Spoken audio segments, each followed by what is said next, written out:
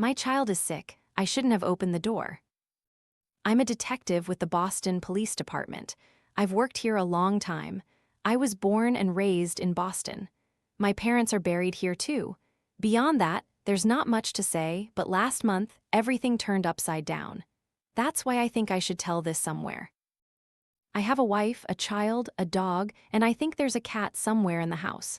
My wife insists on feeding stray cats, so in winter, the cat comes inside, and in summer, it goes outside. I hate cats. A stray cat that gets inside will think it belongs there. Strangely, our dog doesn't hate cats. It's truly the most special dog in Boston. That day, I had a day off, or rather, there was a union strike. They told us we didn't need to come in.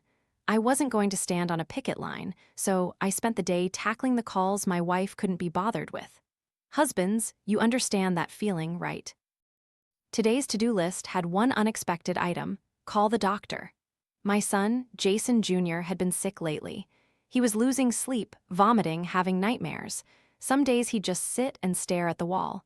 I was currently speaking with the third doctor, Dr. Miller. The doctor started, "Detective."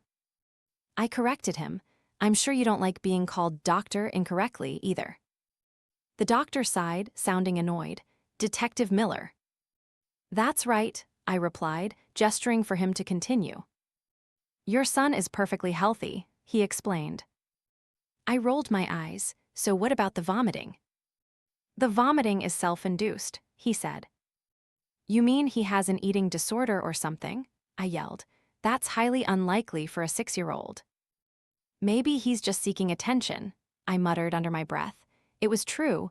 I was cursed with a 6-year-old drama queen for a son. "What about the other behaviors? The nightmares, the insomnia?" The doctor began to explain. "If your son isn't eating properly and vomiting everything he does eat, then insomnia and nightmares can easily occur due to malnourishment. I've prescribed some vitamins and a mild sleep aid. I need to emphasize, very mild." I sighed. "So, you're saying I just need to talk to him?" The doctor was silent for a moment, then asked, "Detective Miller, how much time do you spend at home versus at the office?" I grimaced. My wife said that enough, now a doctor too. "Depends on whether the mortgage wants to get paid or not. I hear it's due every month." The doctor sighed. "This is a case where the child might just need your attention. He might just want to spend more time with you. I recommend you do so. Some parents even bring their children to work with them when they can." I'm a cop. Even sitting at a desk isn't suitable for a 6-year-old to witness. "Daddy, why is that lady in fishnets and a black eye in a jail cell?" "Oh, son, that's because she's a prostitute, and the man who hired her punched her because he didn't want to pay." I sneered. The doctor whistled. "I hope that's not real." "Something tells me it was yesterday, doctor. Welcome to the real world." I hung up. I hated working overtime just to keep our little farm afloat. If only my grandfather hadn't lost all the family money in the 80s. My grandfather had been a millionaire, maybe even a billionaire, but when Black Monday hit, he was one of the men in suits jumping out of windows. The dot-com bust later wiped out any inheritance I might have received. I closed my eyes and leaned back in my chair. When Junior gets home, I'll make sure to spend plenty of time with him. I remembered my own father. He owned a failing law firm despite his Harvard degree. He struggled to pay the mortgage and find clients. He had a heart attack at 50 and died a year later. Even worse, I always reminded myself that any call could get me shot. I tried not to dig my own grave too soon.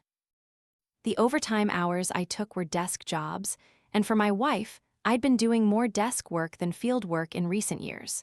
That didn't help with career advancement. Still, the recent craziness couldn't be ignored. Yesterday, there was a murder. A guy was found dead in his house, but he wasn't just dead, he looked drained of life. The medical examiner didn't know how to explain it. He looked like a mummy, then someone threw a t-shirt and socks on him, almost as if to mock us. We live in a messed up world, my friends. My phone rang. It was my wife, Marie. "Junior, what's going on?" "This isn't just a normal sickness, Jason," she screamed. I rolled my eyes. The doctor just said he needs attention. "I'm going to call a priest, do you understand? This isn't normal. This isn't normal." He told an old woman at the clinic that her husband wouldn't walk out of there again. she shrieked. I sighed. That's terrible, but Jason, he didn't just say that. The doctor came out and looked at her face. It was clear she'd just been told her husband was dead, you understand? This is terrifying. I'm calling the church. I rubbed my forehead. Marie, listen, he's just being mischievous, okay? A kid sees an old lady in the waiting room, and if he's ignorant, he'll say something like that to upset her. He was laughing. I heard Marie's voice as if she was about to cry. What? When she cried, he laughed. He kept saying, he's going to burn so well, and just kept laughing. Jason, I narrowed my eyes. I don't care what you say or what ridiculous excuse you use to justify this behavior. Something demonic has gotten into our son. If you don't call the church, I will. I grumbled. Marie, the church is the last place I want to take our 6-year-old right now, okay? No offense, but have you seen the news lately? Oh, Jason, get out. The other end of the line hung up. I was about to call her back when the doorbell rang. Who still rings doorbells these days? UPS and FedEx stopped doing that a long time ago. They just leave packages on the porch and leave. Regardless, I got up and went to open the door. Standing on my porch was a woman. Calling her a woman truly wasn't enough. She was breathtakingly beautiful, with a face that any supermodel would kill for. I swear to God, if some guys at the station hired a stripper or an escort as a joke, I'd deal with them when I got back. But if this woman was just a stripper, it would be a real waste of talent. She should thank God for this God-given beauty. I opened the door because I'm an idiot. Can I help you? I asked. She smiled, a stunning smile with perfect teeth. Her bright green eyes lit up as she looked at me, one hand gently stroking her auburn hair. Hello. While still taking in the sight before me, I asked again, and who are you? She laughed, her voice as sweet as honey and as warm as campfire smoke. I couldn't describe it better because I was a little dazed. Are you Jason Miller? These days, anyone who comes to your door and knows your name definitely knows too much, unless they're carrying a package. This woman had nothing in her hands, so I started to be wary. Detective Jason Miller, I emphasized. This usually was enough to deter scammers, salespeople, or any uninvited guests. Her eyes sparkled. Detective, oh, she smiled widely. That's wonderful, Jason. Can I come in? It's been a long time after all. I shook my head, blocking her from entering. No, you can't come in, mainly because I don't know who you are, and that's a pretty important prerequisite for entering my house. She frowned, her eyes still sparkling. So you won't let me in for any reason? I shook my head. There are 3 reasons, darling. I held up my hand, index finger raised. First, you're too beautiful, so no matter what you're selling, I'll never have peace with my wife. She blushed. Even worse, I always remind myself that any call could get me shot. I try not to dig my own grave too soon. The overtime hours I took were desk jobs, and for my wife, I'd been doing more desk work than field work in recent years. That didn't help with career advancement. Still, the recent craziness couldn't be ignored. Yesterday, there was a murder. A guy was found dead in his house, but he wasn't just dead, he looked drained of life. The medical examiner didn't know how to explain it. He looked like a mummy, then someone threw a t-shirt and socks on him, almost as if to mock us. We live in a messed up world, my friends. My phone rang. It was my wife, Marie. Junior, what's going on? This isn't just a normal sickness, Jason, she screamed. I rolled my eyes. The doctor just said he needs attention. I'm going to call a priest, do you understand? This isn't normal. This isn't normal. He told an old woman at the clinic that her husband wouldn't walk out of there again. She shrieked. I sighed. That's terrible, but Jason, he didn't just say that. The doctor came out and looked at her face. It was clear she'd just been told her husband was dead, you understand? This is terrifying. I'm calling the church. I rubbed my forehead. Marie, listen. He's just being mischievous, okay? A kid sees an old lady in the waiting room, and if he's ignorant, he'll say something like that to upset her. He was laughing. I heard Marie's voice as if she was about to cry. What? When she cried, he laughed. He kept saying, he's going to burn so well, and just kept laughing. Jason, I narrowed my eyes. I don't care what you say or what ridiculous excuse you use to justify this behavior. Something demonic has gotten into our son. If you don't call the church, I will, I grumbled. Marie, the church is the last place I want to take our 6-year-old right now, okay? No offense, but have you seen the news lately? Oh, Jason, get out. The other end of the line hung up. I was about to call her back when the doorbell rang. Who still rings doorbells these days? UPS and FedEx stopped doing that a long time ago. They just leave packages on the porch and leave. Regardless, I got up and went to open the door. Standing on my porch was a woman. Calling her a woman truly wasn't enough. She was breathtakingly beautiful, with a face that any supermodel would kill for. I swear to God, if some guys at the station hired a stripper or an escort as a joke, I'd deal with them when I got back. But if this woman was just a stripper, it would be a real waste of talent. She should thank God for this God-given beauty. I opened the door because I'm an idiot. "Can I help you?" I asked. She smiled, a stunning smile with perfect teeth. Her bright green eyes lit up as she looked at me, one hand gently stroking her auburn hair. "Hello." While still taking in the sight before me, I asked again, "And who are you?" She laughed, her voice as sweet as honey and as warm as campfire smoke. I couldn't describe it better because I was a little dazed. "Are you Jason Miller?"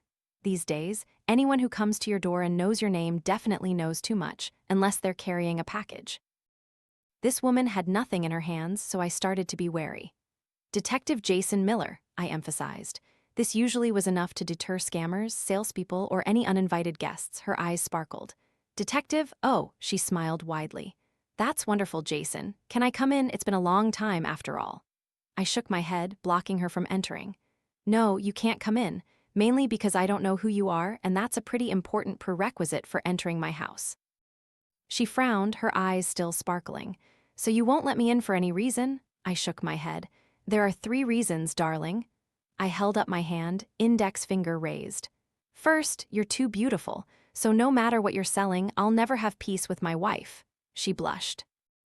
I held up my second finger. "Second, I have no idea who you are." She frowned more deeply. I held up my third finger. "Third, see reason number 2, now have a good life." With the message clear, I slammed the door shut in her face. Then I locked the deadbolt for good measure. I peeked through the window near the kitchen to make sure she was gone. She stood there for a good while. I think she stared at the door for about 2 minutes. From her appearance, you wouldn't think she had issues, but something was definitely off here. I went upstairs to check if there were any other calls I needed to make. I noticed a message on the answering machine. Yes, I still used an answering machine. I preferred them over voicemail. I pressed play. "Hello, Mr. Miller. This is Mrs. Good, your son's English teacher. I need you and your wife to come in and discuss Jason Jr.'s behavior this past week. He's been disrupting class more and more. I know he's off today, but his behavior is truly unacceptable. Please call me back at 617-555-80-573. The message ended. I sighed and dialed the number back. A woman's voice answered. "Mrs. Good speaking." "Hey, Mrs. Good, this is Detective Miller, Jason's dad." "Oh yes, how are you?" she asked. "Not doing so well, actually. You mentioned Jason's behavior in class was abnormal." "Yes, that's putting it mildly," she replied. "Yesterday, in class, we had a free draw session, just some time for the kids to be creative." And I prompted. "Your son, he drew a classmate of his, Jessica Sanders." I frowned, disliking her tone. "I mean, kids do that all the time, right?" "He drew her with disturbing accuracy, and with no clothes on." I shifted uncomfortably in my chair. "No clothes on, really?" "Yes, and in a very compromising position. I don't know what to think about it. I've never seen a student draw something so accurately, but it was truly disturbing." When I asked him about it, he said, "Well, I'm not comfortable repeating what he said." "How accurate can a crayon drawing be?" I tried to keep my voice steady. "What did he say? I promise you he'll never say it again." Mrs. Good took a deep breath. "He said, Jess's fish definitely smells better than yours." I was stunned. "He said what?" When I told him to repeat it, he just looked down at the drawing and started to cry. He said he didn't remember drawing it or saying anything to me. I leaned back in my chair. "Yeah, I bet. Probably just trying to avoid trouble." "Mr. Miller." "Detective," I corrected. "Detective Miller," she corrected herself, then continued, "I'm not a child psychologist, but I've worked with many children over the years. Frankly, I think you should take your son to see some sort of therapist." I clenched my fist to keep my temper in check. "You're right about one thing, Mrs. Good." "What?" "You're not a child psychologist." I hung up. This was getting out of hand. I needed to talk to Junior when he got home. Just then, I heard something crash downstairs. I swear to God, if it was that damn cat again, I was going to break its neck and toss it straight in the trash. I went downstairs, and you won't believe it was the woman from before. She was rummaging through one of my wardrobes. I didn't confront her immediately. Instead, I went back upstairs to grab my service weapon first. It seemed she hadn't heard me when I told her to get out the last time. I took out my loaded pistol, flipped off the safety, and went back downstairs. The wardrobe was no longer being rummaged through. I walked through each room in the house, checking carefully. Then I saw her, sitting at the kitchen table, with my family photo album in front of her. I raised my gun, pointing it at her. "Don't move." She looked at me, unafraid, despite having a gun pointed at her. She even looked annoyed. "You don't have a single picture of me, Jason." I can't imagine why I would. This is a family album. If you're looking for pictures of yourself, most people just check Instagram. So get up, get out, and maybe I won't call the police. She huffed, continuing to flip through the album. "There must be pictures of your father and me in college, or our wedding day. I looked stunning in that wedding dress." I cocked the gun. "Lady, put the album down and get out of my house." She turned to look at me again, glanced at the gun in my hand, then rolled her eyes and went back to the album. "That thing won't work on me." I stood there with a loaded gun, and she was telling me it wouldn't work on her. This was insane. "All right, lady, let me call the cops and see if we can get this sorted out." The police were on strike. Hopefully, they'd stop by for a break-in, especially if it's a fellow officer's case. She tossed her hair, her beautiful hair swaying. "That's no way to talk to your mother, Jason." I froze at that assertion, because my mother died when I was 3. "Jason, mother knows it's been a long time, but I'm here. Your mother." All right, this woman had officially crossed a line. "Get out of here now, or I will shoot you, understand? I'm a cop. I've seen cops shoot people for less and get away with it. I've warned you enough." She looked at me with a mocking smile. "Sweetheart, if you truly want to, pull the trigger, but mother doesn't think that's a good idea." I disengaged the safety. "Oh, not a good idea? What's not a good idea is breaking into a cop's house, pretending to be his dead mother who passed away 35 years ago. I might add, and then acting like you can't be shot." 36, she corrected. "What?" I asked. "Mother passed away 36 years ago." I frowned, unsure what to do, but by this point, I'd warned her enough. My finger rested on the trigger. "I will do it if you don't get out of here." She turned to face me, standing up. "Mother is telling the truth." She suddenly looked very serious. "Get on the ground now?" I was starting to panic.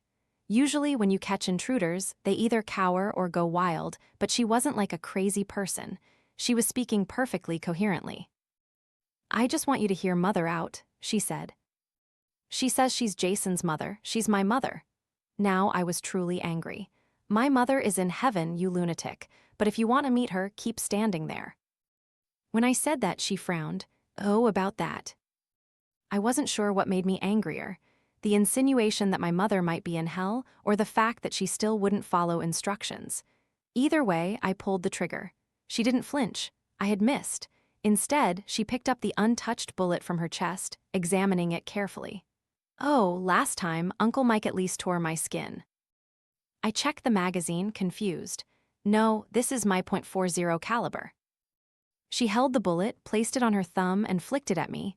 The bullet spun through the air. I caught it before it hit me. It was still hot. Not too hot, but enough that I could feel it. I stared at her in astonishment. "Do you believe mother now?" she asked. I started thinking that breast implants were much tougher these days. That was the only explanation I could come up with. Is silicone a non-Newtonian fluid? I'd seen something about that on the Science Channel. But there wasn't even a bruise on her. She glared at me. "These are real." Then she crossed her arms over her chest, pouting. "Is that how you talk to your mother?" "No, because you're not my mother," I yelled, putting the magazine back in the gun. She sighed. "Are we not over this yet?" This time, I emptied the magazine. This time she moved, or at least something moved. When I pulled the trigger, I smelled sulfur, not from gunpowder. A shadow moved around her in a flash. I pulled the trigger until the gun was empty. She was unharmed. Mother knows you're scared, but if you take a picture of Mother, a picture of Mother, Mother will explain. She smiled. Mother just wants to chat a little. All logical explanations were gone. I needed to think of something. All right, I'll be right back. I went upstairs to my office and picked up the phone. I called the District B3 police dispatcher. Dispatcher, how can I help you? A young woman's voice answered. This is Detective Jason Miller. I have a break-in at my house. Female suspect, about 56, green eyes, auburn hair, Caucasian. I heard fast typing on the other end. Have you attempted to subdue her, detective? I can have units there in about 20 minutes. I tried to maintain some dignity and replied calmly, No, I haven't been able to subdue her. There was a moment of silence. Detective, I can send units, but for a simple break-in, you can't handle a woman. I cleared my throat. She's very unstable and dangerous, okay? I don't want to shoot anyone in my house, all right? 10-4 on your 1054. I'll send a few units to the scene in 20 minutes. Hold your position. Thanks, I said, then hung up. Recalling, I realized I didn't have many photos of my mother. My father didn't have many pictures of her either. Looking down at my desk, I saw my handcuffs. I tucked them into my back pocket and left my gun on the desk. Clearly, that gun was useless. Returning to the kitchen, she was still sitting at the table, flipping through the photo album. She looked up at me, held the album tilted, and smiled brightly. When was this picture taken? That's a picture of me, Marie, and Junior at Fenway Park. Junior was getting his picture taken with Snoopy last year, I said. I moved closer. Maybe I could handcuff her to the table. Lord, how would Marie react to this? She'd be home any minute. She rolled her eyes. I'm asking about Junior. How old is he? I narrowed my eyes. Listen, that's my son. Don't you dare try anything with him. She smiled. I know you have that protective streak from Mother.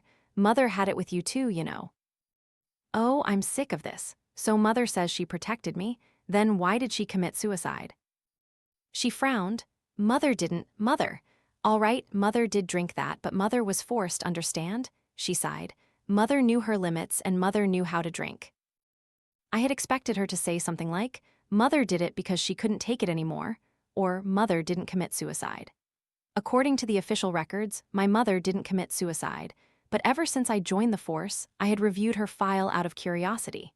If I had been the investigating officer back then, I would never have classified it as a suicide. They handled it as a simple case, but there were a few odd things. For example, why did she wait for Jenny to be fast asleep before drinking 3 bottles of wine? No note was left, which was highly unusual.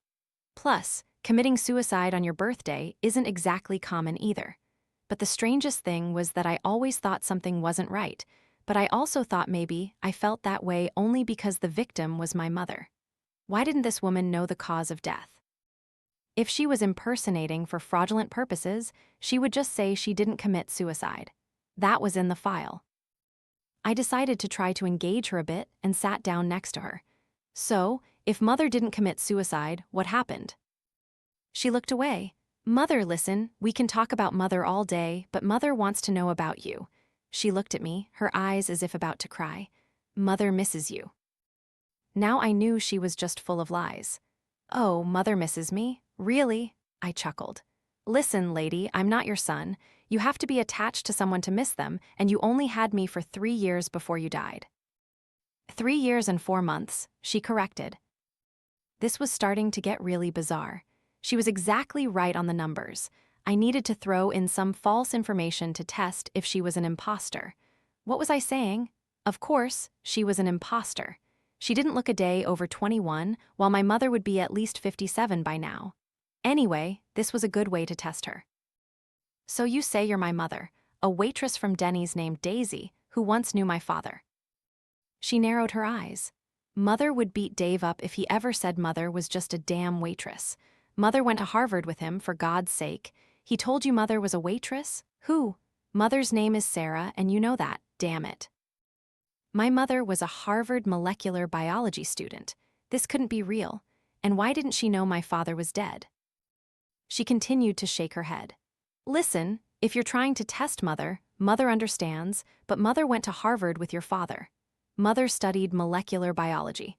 Mother's best friends were Jenny and Beta Side, and your grandfather's name was Hank Baker. I wished she wasn't right about all of that, though I didn't know a bait. I knew Jenny, our family friend. What was she called, Jenny? She now worked at a suicide hotline and volunteered at church on weekends. A truly sweet woman. She was also Junior's godmother. I froze, unsure what to do or how to react. "Can you tell Mother why you became a cop?" she asked. I wanted to help people," I replied, looking at her more closely. My father never talked about my mother beyond common phrases like, "Oh, she was very beautiful," and her academic achievements. I also didn't remember ever seeing a picture of my mother. She smiled at me. "That's very kind. So why did you decide to become a detective? You're not putting yourself in too much danger, are you? You have a family." She sounded like a real mother, but she couldn't possibly be my mother. Then came another knock at the door. She turned to look at the door with curiosity, and as she did, I handcuffed her and hooked the other end of the cuffs to the table leg. She looked at me, weary. "Seriously, Jason?" "Yeah, seriously. That's probably the police I called. They'll take you to some nice padded room somewhere, you lunatic." Her face darkened as I moved away from the table. I went to open the door, expecting to see a couple of patrol officers, but instead, standing on the porch was a priest and a guy who looked like he'd stepped out of the Matrix. Listen, we've already been to church, so if..." Before I could finish my sentence, the priest began to speak. He had black hair, brown eyes, and looked to be in his late 50s. "We were informed that there's a possible demonic possession here. Marie called them almost an hour ago. These guys worked fast." I rolled my eyes. "Lord damn it, Marie." I stopped as I realized I was swearing in front of a priest. "Sorry, Father. My son's been acting out lately, skipping school and whatnot. She called the church, but I'm busy dealing with something more important in the house. I've already called the police, they'll be here soon. Nothing serious, Father." "Nothing the church should concern itself with?" he asked. "I just caught an intruder in the backyard. Could be mentally ill or homeless. She's harmless," I lied, not wanting to admit that a woman had broken into my house, a detective's house, and I couldn't subdue her. "I've got her handcuffed in the dining room. As I said, the police will handle it. I'm sick of uninvited guests today." "Mr. Miller, if I may, the possessed child is one reason we're here, but the other woman is another. Why wouldn't anyone leave when I told them to today? Father, listen, now is not a good time." The priest looked at me sternly. "She said she was your mother, didn't she? That she'd been away for a while and wanted to see you." What the hell was going on today? I looked at both of them. How in the world did these guys know? Maybe these two could handle this, and I wouldn't have to report that I couldn't handle it, only to be laughed at by my colleagues all day. "Listen, if she's with you guys, then please take her," I said. Both of them walked in, heading towards the woman handcuffed to the table. She looked at the two approaching men and frowned. "Not here, please. You know why I'm here. No one's been hurt." I narrowed my eyes as the man in the long coat sat down next to her. "And you know why I'm here," he said calmly. I saw the woman close her eyes, almost on the verge of tears. "Just leave me alone, okay? I had no intention of opening the gate.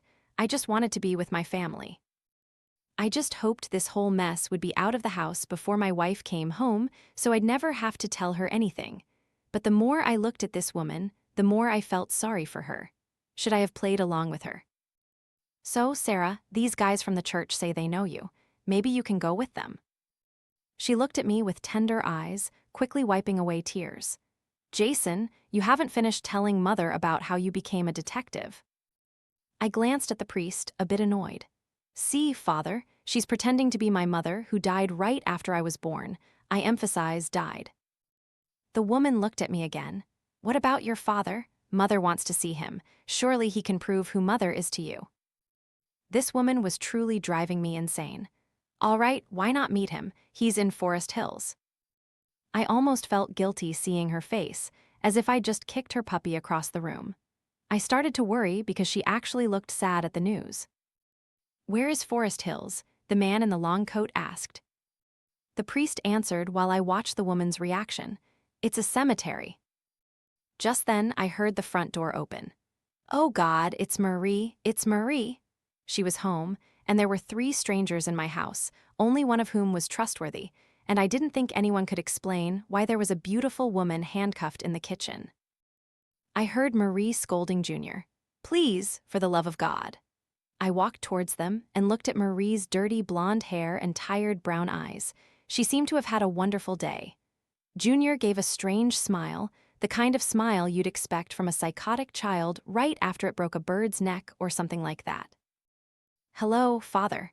What was it about kids speaking slowly and emotionlessly that made you cringe? I tried to pick him up to move him to another room, but he didn't budge. "Junior, stop this nonsense, okay, you lazy bum." "Junior," he said, nothing more. Between this and what his teacher told me, I could only say I'd had enough of his behavior. "Watch your mouth, Junior. Don't make Father hit you on the head in front of the priest, understood?" To be clear, hit on the head was just a light tap on the back of the neck. I would never punch my child. Immediately after that, my world spun, and I realized I was looking up at the kitchen's ceiling before my head hit the table hard, and everything went black.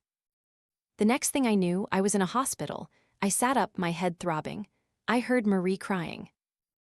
"Oh, Jason," she rushed to me, hugging me tightly. You're all right." I rubbed my head, looking at her. "What happened? Where the hell are we?" She frowned. "The hospital, Jason, and Junior too." I looked around. "Where's Junior?" She turned her face away. "When you passed out, Junior spoke to that priest. He said horrible things to him, then threatened that if that woman didn't leave our house, he'd break all his fingers. In the end, he only broke one finger." She stared at me. "He kept calling her a whore while she was handcuffed to the table, Jason. Who was that woman?" I rubbed the back of my head, feeling a pretty big lump. "She's just a crazy woman who claims to be your mother." Marie frowned. Okay. My mother must be over 60. I didn't bother correcting her because she'd only get angry, and a few years' difference wouldn't change anything. "Oh, wait, where's Junior now?" Marie helped me out of the hospital bed. I put on my shoes and followed her to another room. Junior lay on the bed with a few splints on his fingers. He just stared at the ceiling, unmoving, breathing faintly. Marie frowned. "He's been like this since we brought him here." Suddenly, Junior turned his head to look at us. Marie shrieked in horror. I flinched at the scream. "My God, Marie!" I looked at her. "That's our son." "That's not our son," she shrieked, pointing at Junior. Junior spoke slowly. "But Mommy, I am your son. That means I'm inside your son's body. You should come in here too." "What the hell is going on? Can we just go home, please?" Marie nodded. "Nothing would make me want to go home more. I've already called your department and told them you'll be off work next week." "Marie," I was about to protest, but she continued, "Doctor's orders. Always follow orders." "Father," I heard Junior say. I frowned, looking at him, utterly confused. He was holding a knife. Junior gave a sinister smile. "He has to shoot him." My eyes widened as my son looked straight at me. "He has to shoot that motherfucker," Junior said, grinning widely. Marie turned to look at me, aghast. "Jason, what the hell is happening? What is he talking about?" Junior's smile widened to a frightening degree. "It's not the first time he shot a black guy, but this one made the papers, so he had to act, right?" He tilted his head to the left, concealing the evidence. I frowned. "Junior, you don't know what you're saying." Junior let out an eerie laugh. "Abaddon has a place reserved for your kind, Father. The cowardly, indifferent kind. The kind who turn a blind eye. He's waiting for you in hell with Grandma." My son was getting worse and worse, to the point where we had to take him out of school.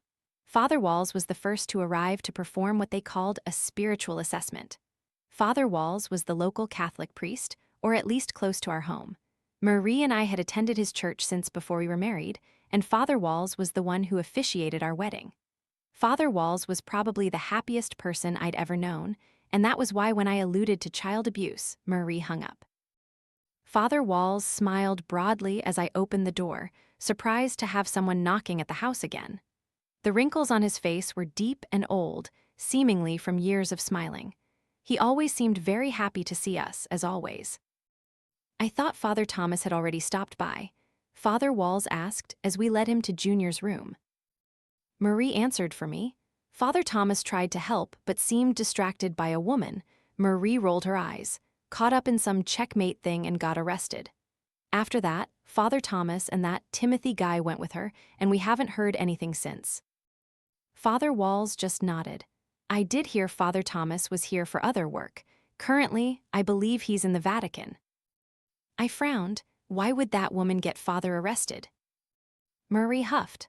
Father Thomas gave Junior CPR because he stopped breathing, and when the British police you called arrived, she accused Father of abusing him.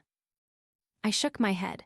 All right, so now we have Father Walls, so he can bless Junior and we can move on, right? I asked with a sliver of hope. Father Walls sighed. First, Detective Miller, we need to determine the child's physical health. Have you had medical checks done? 3 times, I explained as we climbed the stairs to Junior's room. All of them said he was healthy and just prescribed some mild sleep aids. Marie sighed. At least he's gotten some sleep. I reached the door and opened it. Junior was sitting on the bed, smiling, staring at the door. I turned to Father Walls. He must have heard us coming. Father Walls looked at me, dismissive. Detective Miller, that's unhealthy at this stage. He turned to Junior. Good afternoon, young man. I am Father Walls. Father Walls crouched in front of Junior. Junior smiled brightly.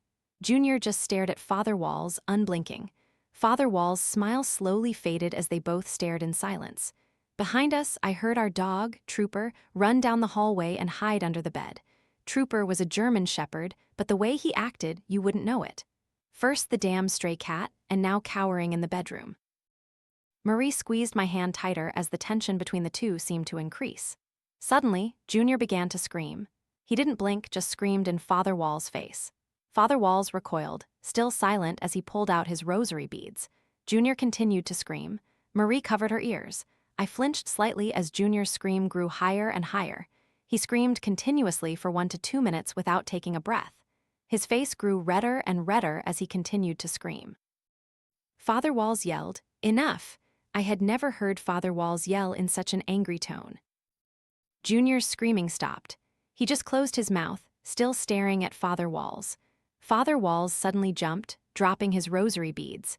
As they hit the floor, smoke rose from the carpet. Father Walls slowly bent down to pick up the beads and frowned at the cross, which was glowing bright red. He turned and left without another word. Marie and I closed Junior's bedroom door and followed Father Walls outside. Marie's tears streamed down her face. Please, what was that? Father Walls no longer had his usual cheerful demeanor, nor was he smiling as he usually did. I will contact the Vatican immediately. I will try to find someone in the area who can perform an exorcism. I will expedite this process as quickly as possible. Normally, it takes about 1 or 2 weeks. He looked towards Junior's door. As he did, the cat, Means, walked past the door. Yes, Means, I know. Means hissed at the door, then ran off to join Trooper. A few minutes after Father Walls left, Marie was finally a little less panicked. Did you hear his screaming? Marie asked. No, Marie, I didn't, I said sarcastically, checking my email on my phone to see if there were any updates on the stupid strike. Marie yelled at me. Damn it, Jason, I'm serious. She stared at me. You don't always have to be such a bastard, you know. I guess if Marie was angry, she wouldn't be worried about Junior anymore.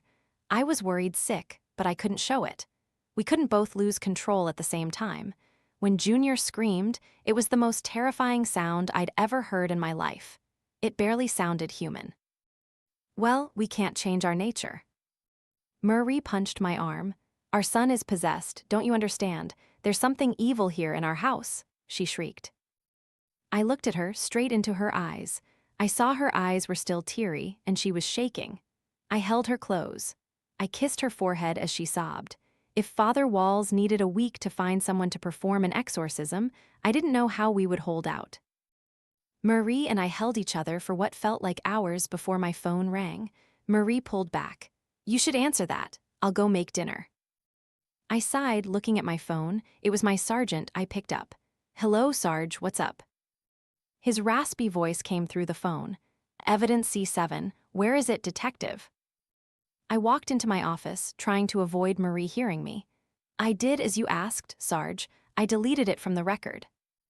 Sergeant Trent Collins was not pleased with that answer. I mean physically, Miller. Where is it right now? Right now, it's currently locked in my desk drawer. Evidence C7 was a phone in a recent police shooting. The incident was causing the union strike, who claimed this was the last straw after a series of excessive investigations that prevented us from working, all because a criminal was shot during a traffic stop. One of our officers was approached by a guy. The officer said the guy was holding a knife and still approaching, so he shot him. The guy was black.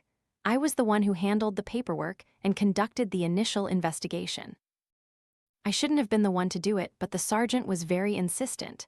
Evidence C7 was that black guy's phone. According to my investigation, it was mistaken for a knife at the time. I understood why Sarge wanted to cover this up. It was dark. The phone was small and thin. I could see why it looked like a knife, but upon closer examination of the case, I wondered why that stupid guy would approach a cop in the first place. Something was wrong, but all I was told was to keep my head down and hide the evidence. So I didn't put it in the report, but I also didn't destroy it. Instead of putting it in the evidence locker, I locked it in my drawer. It should be in the case file evidence, I lied. Clearly, he needed it destroyed. I checked, it's not there, he said, sounding incredulous. I sighed. So you're saying you're looking for a dead guy's phone that can't be unlocked because it uses biometrics, and the guy is dead. Watch your mouth, detective. I don't need to explain why it's important that we make that thing disappear, understand? The sergeant was starting to get aggressive. You're not planning on talking to the press about this, are you? Damn it, Sarge, I yelled. It's in the evidence locker, and if it's not, then maybe someone took it earlier. He was silent for a moment. You're thinking Sanders, he's the one who's affected, I reminded him. Officer Andy Sanders was the one who pulled the trigger. I think you should ask him. The sergeant was silent for a while. I'll check with him tomorrow morning. Yeah, you do that, I said, looking towards the kitchen as I heard dinner starting to be prepared. He hung up. I frowned. I needed to get back to my office and move that thing before the sergeant found out I'd hidden it. I didn't know why I was taking such a risk. I didn't know either the officer or the victim, but something was off about this whole thing. When someone tells you to leave something out of a report, it's usually a ticking time bomb. That night, as we slept, I had a new nightmare. I woke up, feeling short of breath. I opened my eyes and saw Junior sitting on my chest. Junior put both hands over my mouth and whispered in my ear, his voice hoarse. If that bitch fails, I'll cut everyone's throat. I want her to fail. He took a breath near my nose. I want to smell your fear like now. It smells delicious. I tried to push Junior off my chest, but I couldn't move. His hands on my face felt like lead. The cold metal from the splints on his fingers made everything worse. Suddenly, he started pressing my head deeper into the pillow. My vision blurred as the pillow rose around my ears, making his voice hard to hear. My master said I'm not allowed, but I want it so badly. I want to tell your bitch of a mother that I killed your whole family. He gave a sickly smile. But he only talked about not killing you. I passed out. I woke up to Marie's scream. I bolted upright and ran towards her voice. When I arrived, I froze. On the bedroom door was Means. I'm not talking about him being near the door. I mean, Means was nailed to the door, nailed upside down like a crucifixion. Poor cat. His throat was slit, blood ran down the door and seeped into the carpet. A pentagram was carved into his belly. Trooper whimpered from under the bed. Marie ran downstairs.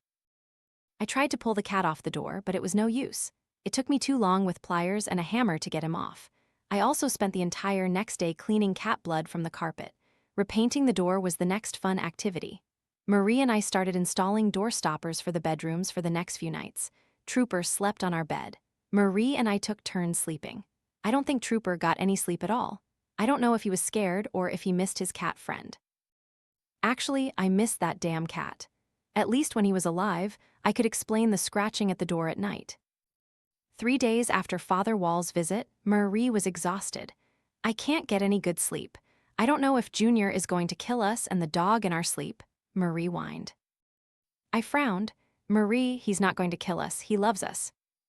He loved that damn cat too, Jason, she shrieked. My God, he nailed the cat to our bedroom door. I hadn't told Marie about Junior sitting on my chest the other day. Maybe I'll call Father Walls and see if there's any way we can make this work. Maybe we should find another exorcist, Marie suggested. I mean, we're looking for someone from the Catholic Church. Maybe we can find someone else who can do this. I frowned. Marie, my phone rang. I muttered a curse. It was the sergeant calling. What's up, Sarge? Sanders doesn't know where C7 is, detective, he roared. What the hell is going on? I frowned. I don't know, Sarge. If it's not in the evidence locker and wasn't logged, maybe someone mishandled it. The sergeant roared. I'm involved in this, you damn kid. If you handled it, tell me so I don't have to run around for nothing. I decided to see how far lying would get me. Sarge, trust me, there's nothing for you to worry about, okay? The evidence is gone. The sergeant was calmer now. Gone how? As in, no one can ever find the damn thing again, okay? The less you know, the better. I think this might be the only way to reassure him at this point. Tomorrow, you'll come to the striking precinct and tell me to my face that C7 is gone, understood, the sergeant declared.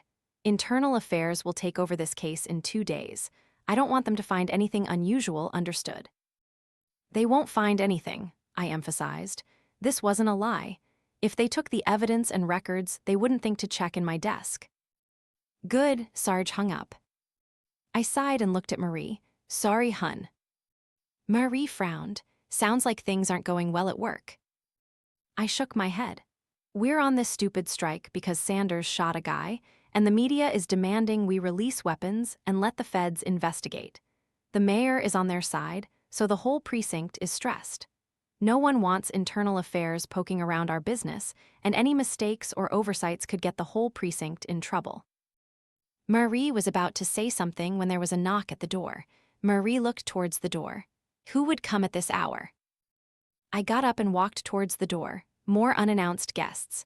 Hopefully, this time it was just some Mormon missionaries so I could send them away. I looked through the peephole, as was my recent habit, and saw the priest who had come earlier when the woman claiming to be my mother appeared. Father Thomas. Someone was with him. I opened the door. Another beautiful woman stood on my doorstep. She was petite, about 56. She had fiery red hair, as if dyed. Her hair was short, but her bangs were cut like Jessica Rabbit's in that old movie, completely covering her right eye and cheek. However, her other eye was also bright red. She wore a turtleneck that covered her from neck to chin. Over it was a huge white robe. Despite the robe, I could tell she had a perfect hourglass figure. A simple brown rope was tied around her slender waist. Her curves from waist to bust and waist to hips were prominent. Besides the white robe, she wore a pair of white gloves. In her gloved hands was a large, ancient-looking Bible. On her back was some kind of staff, strapped diagonally across her left shoulder to her right hip, hugging her ample bosom. She smiled at me. Hello, Jason Miller, I am Lady Tasha Criff. Her voice was soft and soothing. Standing next to her was Father Thomas in a black suit. He held a bag in his right hand. He looked at me sternly. I came to fulfill a promise to your mother. I was about to ask when Father Thomas continued. I came to cast the demon UBL out of your son. Wait, my mother. Father Thomas walked in with Tasha. He looked around as Marie took his coat. Tasha smiled as she looked around the house. Your house is beautiful. I grimaced. I've had to replace about 5 doorknobs in this house, but thank you. Tasha smiled warmly at me. You are quite the humorous one, Jason. She looked at me with a strange look. He loves that about his children. Marie frowned. Excuse me, girl, I'm Marie, his wife. Tasha shook her hand enthusiastically. It's a pleasure to meet you, Mrs. Miller. May I call you Marie? Marie was surprised by the oddly enthusiastic gesture. Sure. Tasha kept her gaze fixed on us while Father Thomas closed the door. How long have you two been married? I looked at Marie with affection and smiled. About 15 years this May. Marie smiled back, but then anxiously glanced upstairs. We've had a lot of trouble conceiving Jason Jr. She turned to Father Thomas and Tasha. You two can definitely help, right? Father Thomas took out a pair of black gloves and an iron Bible from his heavy leather bag. As I told your mother, I will cast the demon from your son. Tasha's face grew serious as she turned to us. Is he your only child? Marie and I both nodded. Tasha took a deep breath, then turned to Father Thomas. We should begin. Marie interjected. So, is this like an old priest and a young priest doing it? Tasha smiled back. Yes, I will assist him with my experience. I didn't think Tasha was a priest, but neither seemed surprised. She didn't look over 30. Father Thomas asked, "Where is the boys' room?" I walked towards the stairs, Marie following us. I heard both of them following close behind as we went upstairs. For the first time ever, Trooper happily ran out of the bedroom, his tail wagging as he ran towards Tasha and began to sniff her. Tasha smiled and petted Trooper. What a lovely dog. I raised an eyebrow. Usually he barks or lately whimpers.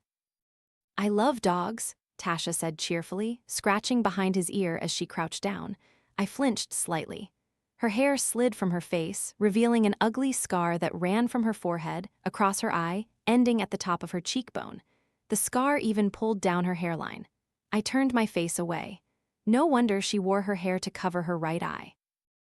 We reached Junior's bedroom door. I knocked. "Junior, you have visitors." I opened the door to see him sitting on the bed, staring at us. Father Thomas walked in, looking at Junior sternly. "Hello, UBL." Junior slowly tilted his head to the right, assessing him. Tasha walked in. Junior's head immediately stiffened, trying to stare at Tasha. Tasha held Junior's gaze while speaking to Father Thomas. "Do you have the restraints, Father?" Father Thomas nodded. "Yes." He rummaged through his bag and pulled out a set of medical restraints with padded cuffs and sturdy Velcro. Tasha took them, slowly walking towards the bed, not taking her eyes off Junior. I quickly reminded him, "They're stronger than they look." "So is Lady Tasha," Father Thomas replied. Tasha gently took Junior's arm, slid the cuff over his wrist, and tightened it. She began to strap him down to the foot of the bed near his hand. Junior raised his other fist and slammed it onto Tasha's shoulder. Tasha was unfazed, still securing the Velcro. "That's very rude, young man."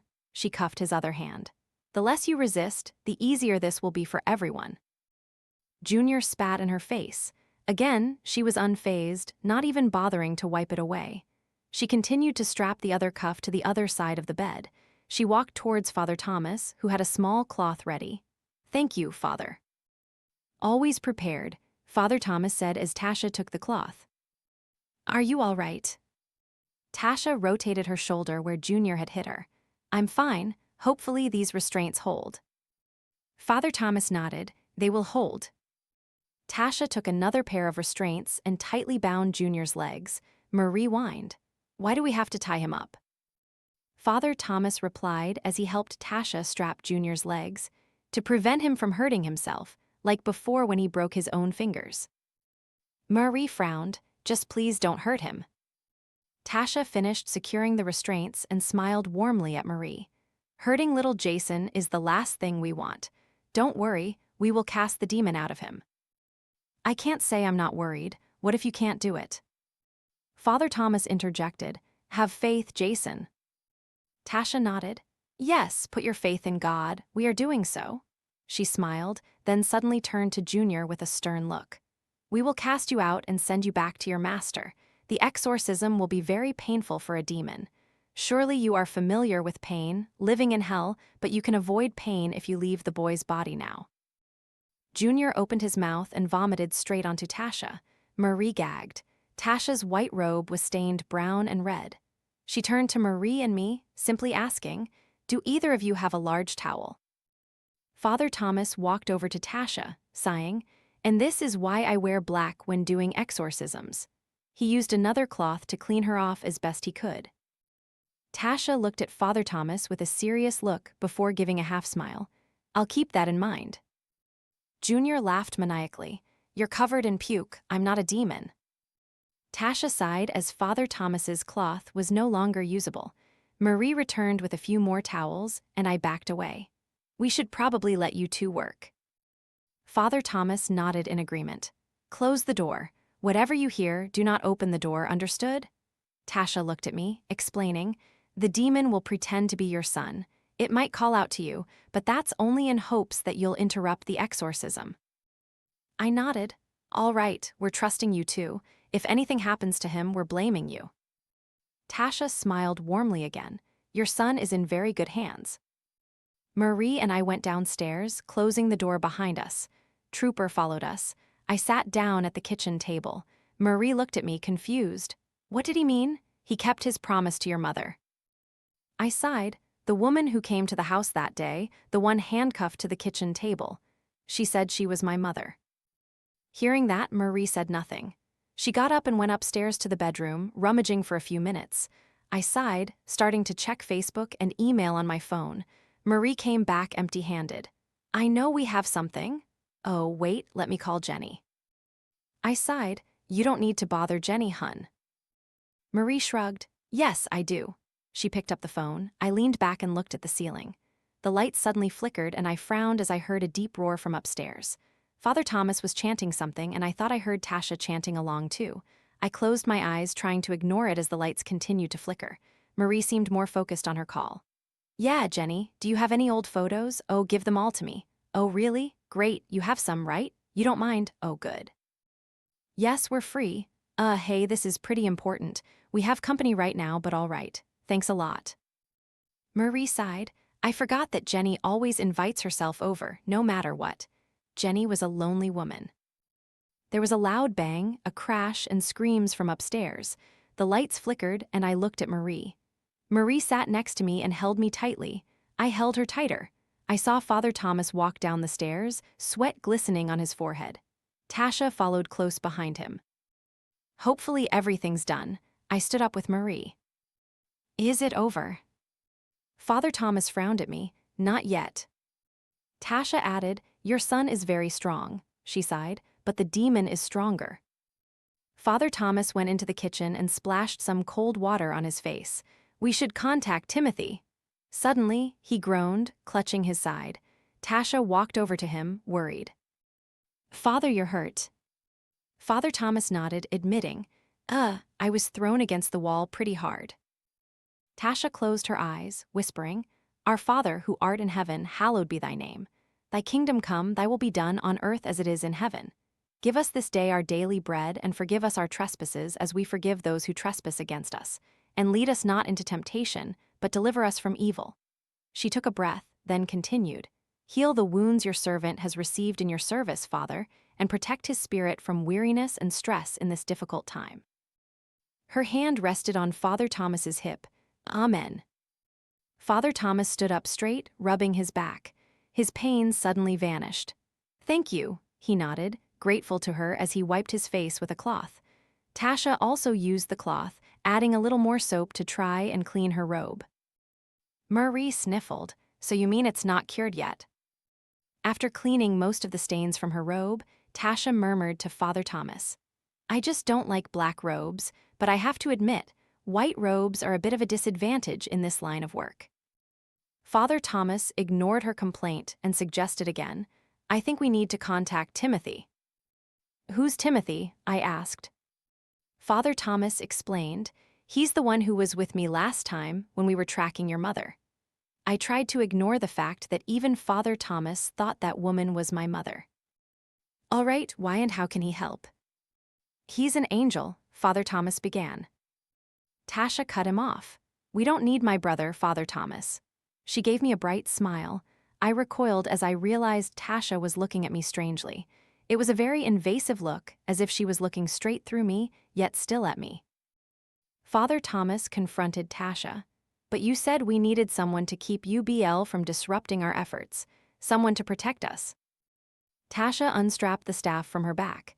It was a simple white-painted wooden staff with 2 tarnished brass ends. She took it off the strap and smiled at me. Jason, catch. I caught the staff as she threw it towards me. All right, Father Thomas looked at me astonished. How can he hold it? Tasha smiled brightly, because he is the son of Sarah Baker. I frowned, tightening my grip on the staff. Why do you two keep talking about my mother as if she has something to do with this? I muttered, confused. She died when I was only 3. Father Thomas frowned. I'll explain later, Jason, but we'll need your help. Tasha still smiled brightly at me. Of course, follow me, and I'll explain what you need to do, okay? I looked at Marie, and she just nodded. I followed Tasha as she walked up the stairs. Father Thomas followed close behind. You need to see beyond the physical. That will be difficult for you right now, but if you see any shadows moving towards Father Thomas or me, you need to prevent them from touching us, Tasha explained. How do I stop a shadow? I asked. Father Thomas interjected. With that staff. He looked at the staff in my hand with astonishment. That staff is a very powerful relic. Tasha cut him off. She smiled at Father Thomas. That's all you need to know for now. I examined the staff in my hand. It was light but sturdy. Other than that, it looked unremarkable. Tasha opened the door, and my eyes widened at the sight. My son was still restrained on the bed, his shirt stained with vomit, but the room was a horrible mess. Papers flew everywhere in the air. A large indentation on the wall was probably where Father Thomas had been thrown. Worse and most terrifying, the boy's eyes were rolled back, showing only the whites. Tasha walked to the side of the bed while Father Thomas stood at the foot. Father Thomas began, "UBL, you have no right to possess this child. Leave now, in the name of Jesus Christ, I compel you to leave this innocent child of God." Tasha placed her hand on the bed and began to recite the Our Father, continuously repeating the prayer. As she did, the bed shook more violently. "In the name of the Father, and of the Son, and of the Holy Spirit." She moved from the Our Father to another prayer.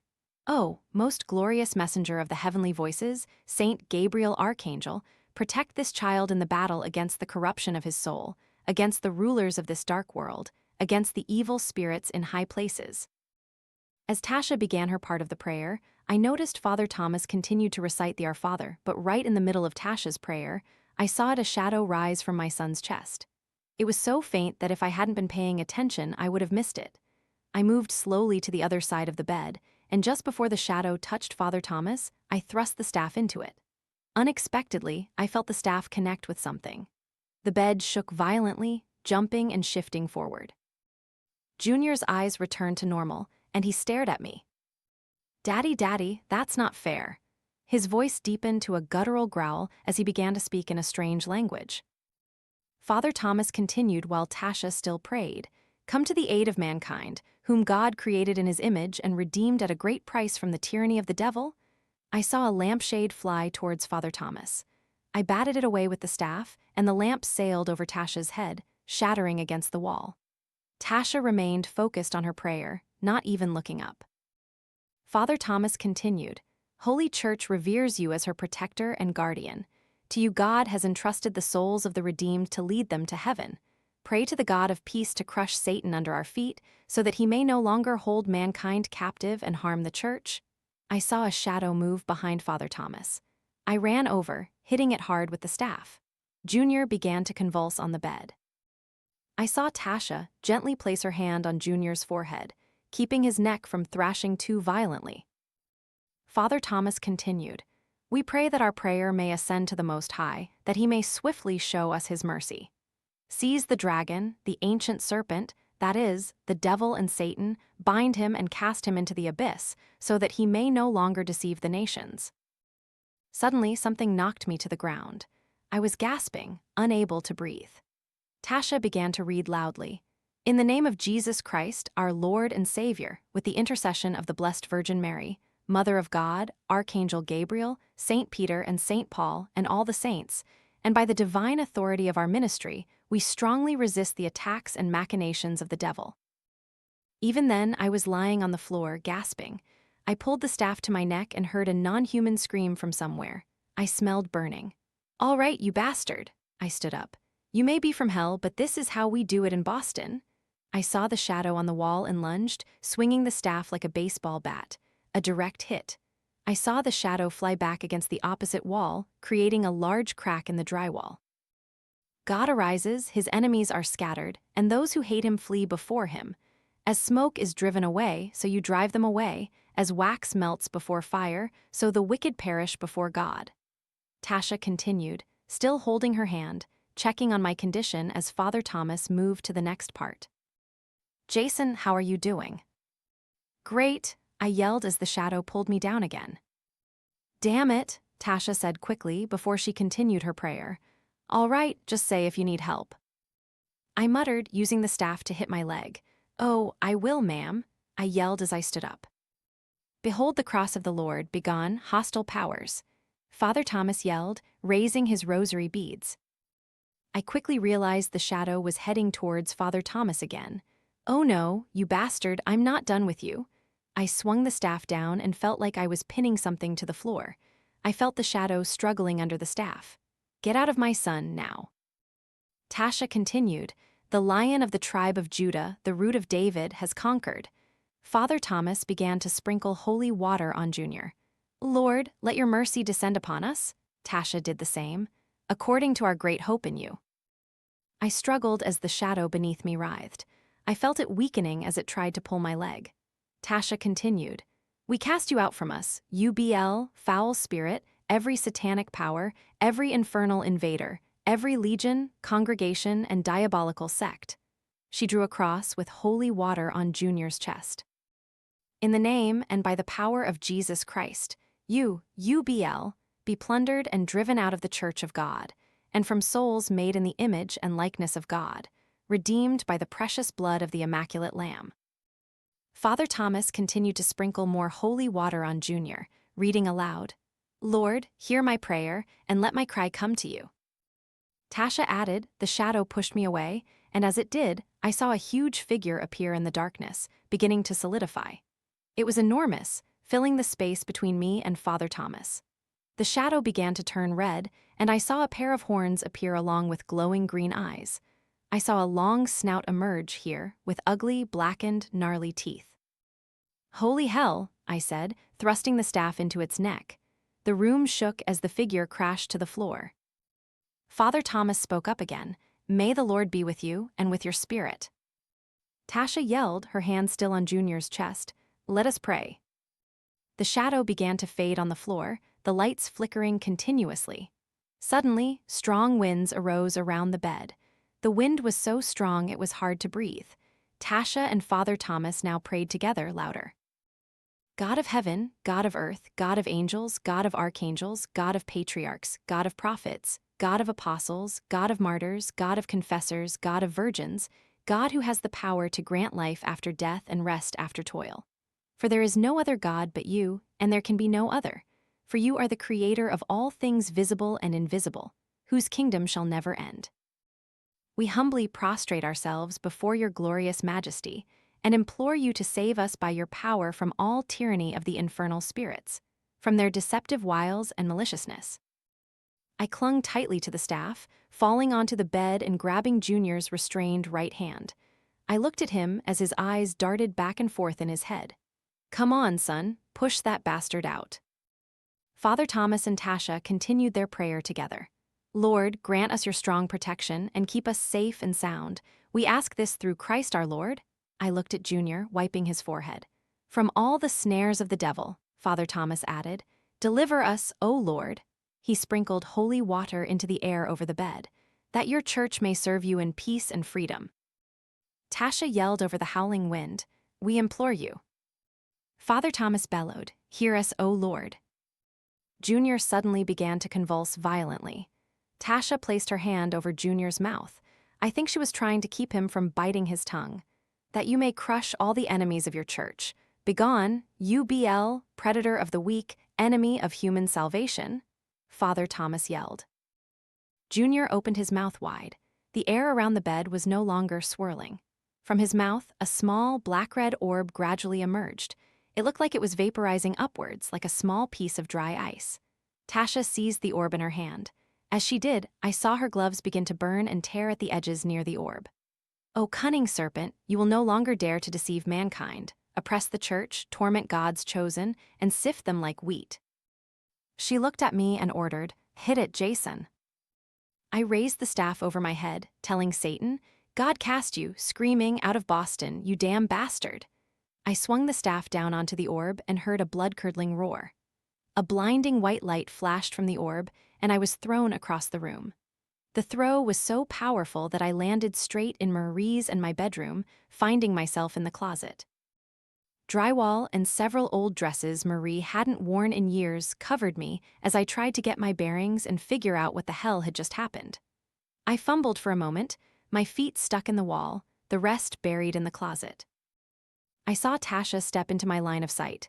Nice shot, she smiled at me, extending her gloved hand towards me. I noticed her right hand was ungloved, but it wasn't burned like the glove. I took her hand, surprised as she pulled me up with ease. I'm going to try out for the Red Sox next year, I groaned. I saw Father Thomas slowly unstrapping Junior. Everything will be fine. The child is safe now. Drink this, okay? He offered Junior a small, round bottle. Junior drank, coughing and sputtering. My throat hurts. I rushed to his side. Hey, Junior, are you all right? Junior shook his head. I want juice and I want to watch Paw Patrol. He looked at me. Daddy, you're all dusty. I hugged him tightly and kissed his forehead, not caring about the drywall stuck all over me. Tasha opened the bedroom door and I saw Marie on the other side. Marie looked at Tasha. Is he? Tasha just smiled brightly at her. The boy is clean. I stared at the broken wall while Trooper sniffed around. Marie walked up behind me. Please tell me Junior didn't throw you through that wall. I turned to her. I'll go to Home Depot tomorrow and get some supplies to fix it. I picked up the staff, which was stuck in the closet, and went downstairs where Tasha and Father Thomas were packing up their belongings. Father Thomas finished washing his hands. Although the house and your son have been blessed, he told us with a smile, I recommend the family start attending church services. Think of it as a vaccine against evil spirits. Tasha chuckled. You protected us perfectly. She rolled her eyes a bit, even though it was a bit rude. I shrugged, handing her the staff. That's how I am. Tasha smiled as she took the staff with her bare right hand. I noticed her fingernails were sharp and red, looking almost like very sharp claws. For a moment, I saw her eyes flash, and I swore I saw a pair of red, fallen wings and small horns on her head, but only for a second. I blinked, and everything went back to normal. However, she was no longer smiling. I released the staff. Tasha began to strap the staff to her back. Do you know the difference between a good person and a righteous person, Jason? I shook my head. Father Thomas had already gone to the door. A good person is someone who cares for their family, their fellow man, and does good for their community whenever possible, she explained, holding the Bible. But a righteous person is someone who does the right thing, what needs to be done, even if it is to their own detriment. I frowned, my heart aching in my chest. She knew about the phone, somehow. She walked out the door. I followed her to the door. I saw Father Thomas opening the door to a taxi. Tasha turned back to look at me just before getting in. You are certainly a good person, Jason Miller. Then she gave me that bright smile again. But if you are also a righteous person, I will see you again soon. I walked towards her as she got into the car. Father Thomas got in from the other side. Why would I see you again? Tasha smiled brightly at me again. She swept her hair from her face, revealing the ugly scar. Because you are the son of Sarah Baker. She closed the door. Huh, the window rolled down. See you around. Did you think casting out a demon was the most terrifying thing that happened to me this week? Apparently, a man can't get a proper night's sleep. I rolled over and fell asleep after a long day of explaining to Junior that Means had run away. Yes, don't judge me. What did you want me to tell a 6-year-old? That he was forced to nail his cat to the door by a demon from another realm. Anyway, I didn't get much sleep that night either. I heard a woman's voice and she seemed to be crying. Isn't it enough? Please stop, she sobbed. I looked around, slowly opening my eyes and saw a black void surrounding me. Hello. Suddenly, chains clanked, and from above, a figure fell right in front of me. I was face to face with the woman who had come to my house earlier, the one who claimed to be my mother. At this point, I couldn't deny it, but her face was slightly different. She had 2 long fangs, a pair of goat-like horns, and I saw leathery wings behind her back. I staggered back, seeing she wore a thick metal collar around her neck, with a long, heavy chain attached to it. Tears streamed down her face as she gasped. She only managed to utter one word to me, "Run." I turned and tried to run, but heard chains fall again. When I turned back, I saw a black shadow land on the ground. The impact was so strong it shook the ground, and I lost my balance. Its form was cloaked in darkness, only glowing green eyes visible above a tall, massive creature. It had black wings, and on each shoulder was another head, one bestial and another. Their eyes also glowed. The chain was yanked hard, and I saw my mother pulled upright. This time I saw her clearly. She had a purple tail growing from her back, furry purple goat-like legs, and hands that looked normal until I saw her fingernails, which were long and black, almost like claws. For a fleeting moment, they looked familiar. She shrieked, trying to curl up and avoid my gaze. Not Jason, master, I can't tell him, she sobbed. The chain tightened, lifting her into the air. A deep, guttural voice made the ground around me tremble. To whom do you belong? She looked at me. I belong to you, my master, forever. What are you? He roared. She began to cry, sobbing. I am a succubus, she gasped as the collar tightened further. Enough, the black shadow roared. I clenched my fist. My mother, I lunged towards her. A strong gust of wind suddenly knocked me to the ground. I stood up. Let my mother go, you bastard. My mother was trying to pry at the collar. I saw blood start to seep around her neck. The dark creature spoke. She belongs to me, boy, in every way. Body, mind, and soul, for me to use as I please. I slowly stood up, staring at him. Don't trust the redhead, he stated flatly. The righteousness you pursue will bring destruction upon you, upon your family. I narrowed my eyes at him. Oh, and why should I believe you? Listen to me. He looked at my mother. I also turned to look at my mother. Her eyes pleaded, tears streaming down her face. His green eyes focused on me. Everything turned green. If you do this, you will be hunted and destroyed. Oh, really? I stepped closer to them, looking at my mother. I kicked UBL out of my house, so I don't think I need to worry about your damn ghost. The black shadow chuckled. UBL's servant is merely a flea compared to me. I am. So, who are you? The ground trembled, his eyes blazed, green smoke rising. I am Asmodai, Lord of Wrath, Prince of Hell. Just a prince, not a king, I scoffed. Silence, mortal? The ground shook, and I lost my balance again. My mother's eyes widened in horror. Even with your staff made of poplar, tin, and the blood of the lamb, you cannot harm me, boy, he yelled. So what do you want? Why bother me? I stared at him. If you're here to kill me for casting your minion out of my son, then do it. I'm here to warn you, as I said. Do not follow the path of righteousness the redhead has asked of you. His voice boomed. Her name is Tasha, I interjected. The figure in front of me grew larger. I promised Sarah I would protect your family, and my word is law in hell. I saw black wings spread out behind him. If you do this, then I can no longer offer you my protection. Your protection? I scoffed.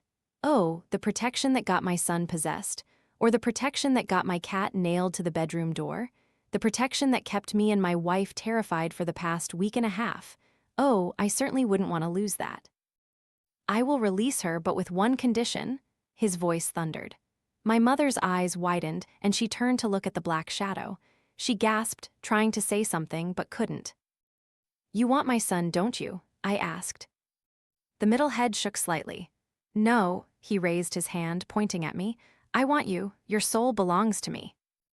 So you'll take me in exchange for her freedom? I asked. I will free her soul. She can go wherever she wishes, but I will take your soul. You will be my spy, my informant. I looked at my mother, her eyes teary and pleading. She'll still be a succubus, won't she? The middle head tilted slightly to the left. Yes. So you can't turn her back to normal? Can't get her out of hell? What's the point of freeing her soul? I asked. A roar of anger erupted, and I saw my mother thrown to the ground. Everything spun as he lunged at me, slamming me against a wall. The breath was knocked out of me. I heard the massive voice roar again. A black blade plunged deep into my shoulder. I offer you more than just her freedom. UBL has told me of the problems you face. I can make it so no one dares to oppose you, no one dares to question your authority. I can make them all submit to you, bow before your great power.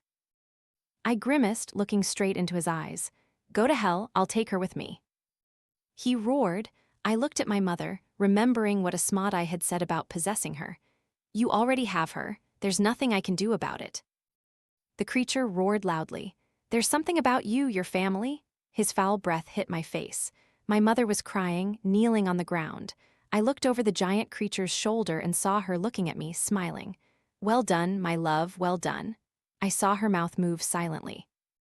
The black creature lifted me and threw me across the black void. I felt myself spinning faster and faster through the air, to a point where I felt like my stomach was about to burst out of my body before I woke up, drenched in sweat. Marie gasped, Jason, are you all right? I muttered, yeah, just a nightmare.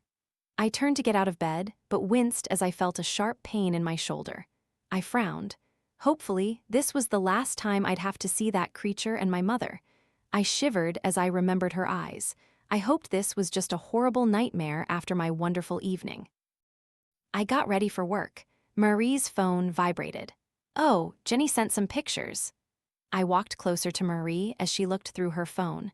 There was a picture of my father in some dorm room and my mother, who looked exactly like the woman who came to the house a few days ago.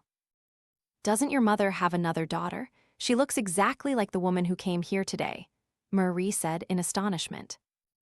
What's her name? I frowned as my phone vibrated again. There were many people named Sarah.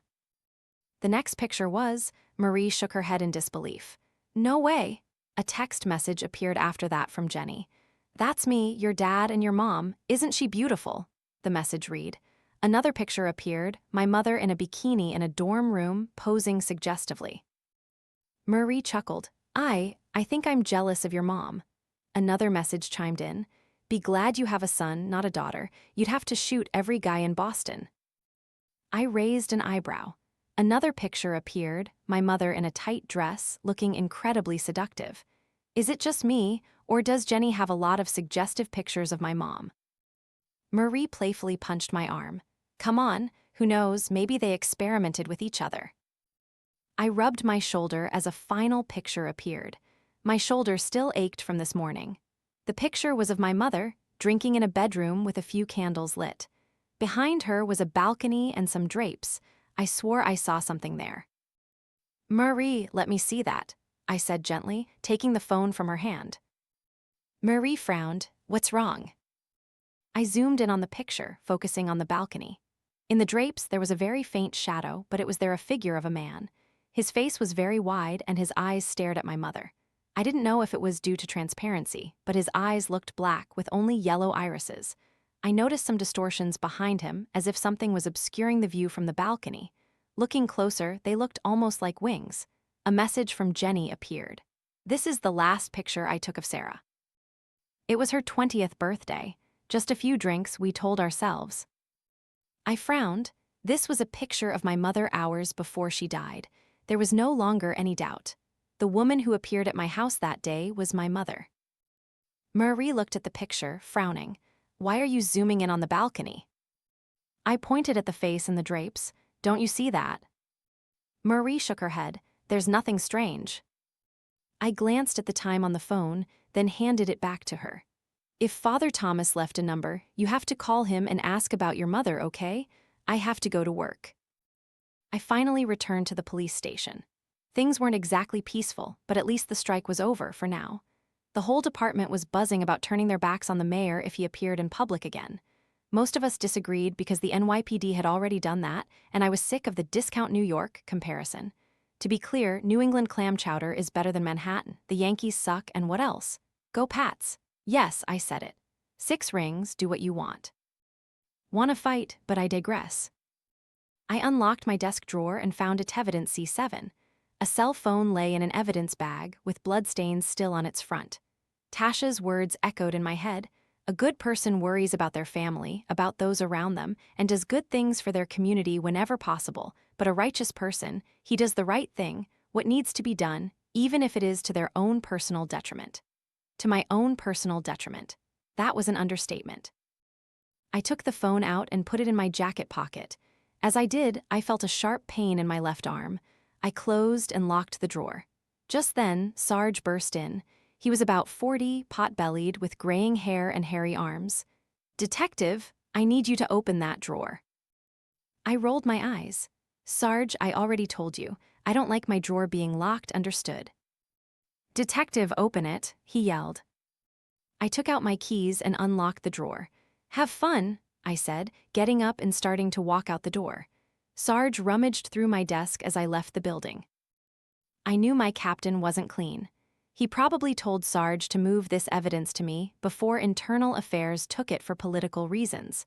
So I was on my way to West Roxbury. The captain of the local precinct there, I heard, was an extremely righteous person. I sat outside Captain Rebecca Lang's office, staring at the ceiling. On the way, I bought a portable battery pack for the phone. I also brought a few rolls of electrical tape. My left arm suddenly throbbed as I sat waiting. It was an uncomfortable, excruciating pain, and I glared at it. Go away, but it didn't subside. Nearly an hour passed. The captain finally walked into her office. Detective Miller, I presume? She extended her hand. She was a strong black woman with curly black hair, brown eyes, and pretty dark skin. I shook her hand. Captain Lang. We walked into her office. She went around behind her desk. I'm a little surprised to hear you want to meet me, specifically me, she said, taking off her hat. Especially when your precinct is like a pressure cooker. I took out the phone and placed it on her desk. She picked it up carefully, making sure not to disturb the evidence bag too much. What is this? I took a deep breath. This is the knife Mr. Brown was holding when he was shot by Officer Andrew Sanders. The captain gently placed the evidence bag on the table. A phone found at a crime scene isn't enough to clear or implicate anyone. I can't call this incriminating evidence. She stood up and reached for a box of latex gloves from a shelf. Are you allergic? I shook my head. She took out 2 pairs of gloves, putting 1 pair on herself. I put on the other pair, then opened the evidence bag. I plugged in the battery pack to power up the phone. 70% of cell phones manufactured last year use biometric security technology, most commonly fingerprint readers, Captain Lang said in a flat tone. Assuming there's important evidence on this phone, how can we bypass biometric security? I placed a roll of tape on the table. She raised an eyebrow. It might work, but it's not 100% guaranteed. I nodded. The phone booted up. As expected, it requested a fingerprint. I took the tape and firmly pressed it onto the fingerprint sensor. The captain opened her desk drawer and took out a bottle of baby powder. This will make the fingerprint clearer. I nodded, gently pulling the tape from the phone. I got the fingerprint, and it also prevented the tape from sticking to the sensor when you unlock it, she added. I dusted the tape with baby powder, blew lightly, then wrapped the tape around my gloved finger. I pressed my finger onto the fingerprint sensor. Click. The phone unlocked. Check the front camera for any video, she suggested. Everyone has their camera on all the time now. Yeah, I said, looking for the camera app. Exactly, she replied, her eyes still on me. That's probably the last video, and it's exactly 10 minutes long. I pointed out the default duration of a phone video to save space. She continued in that same even tone, you seem to be extremely detail-oriented. I take it you were a detective. I pressed play on the video. A man's voice came from the phone speaker. Police, I have the whole video right here. Why won't you listen to me? I want to submit this as evidence. I saw Sanders and another officer pacing back and forth. Sanders stood very close to the man.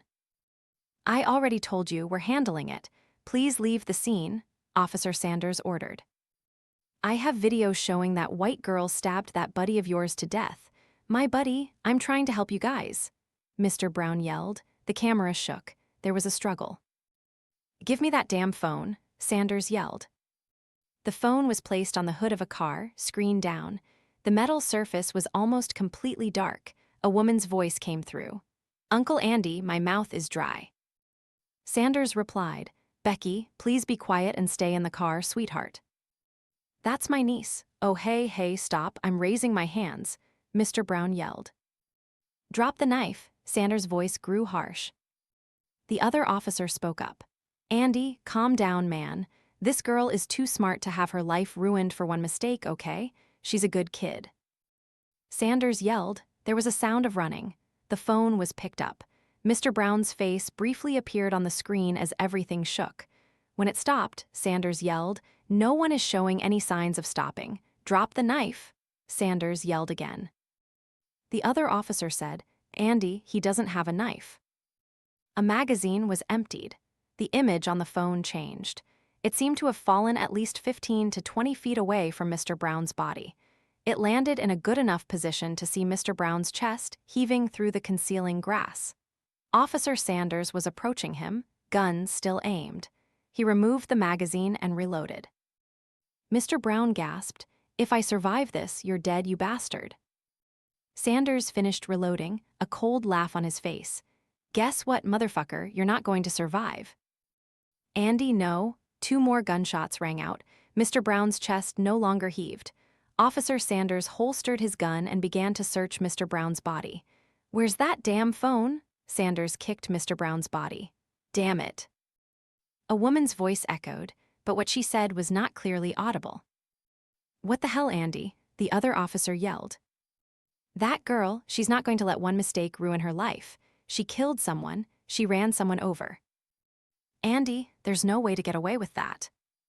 It was self-defense. These guys tried to carjack her. She stabbed one, and the other one charged us with a knife.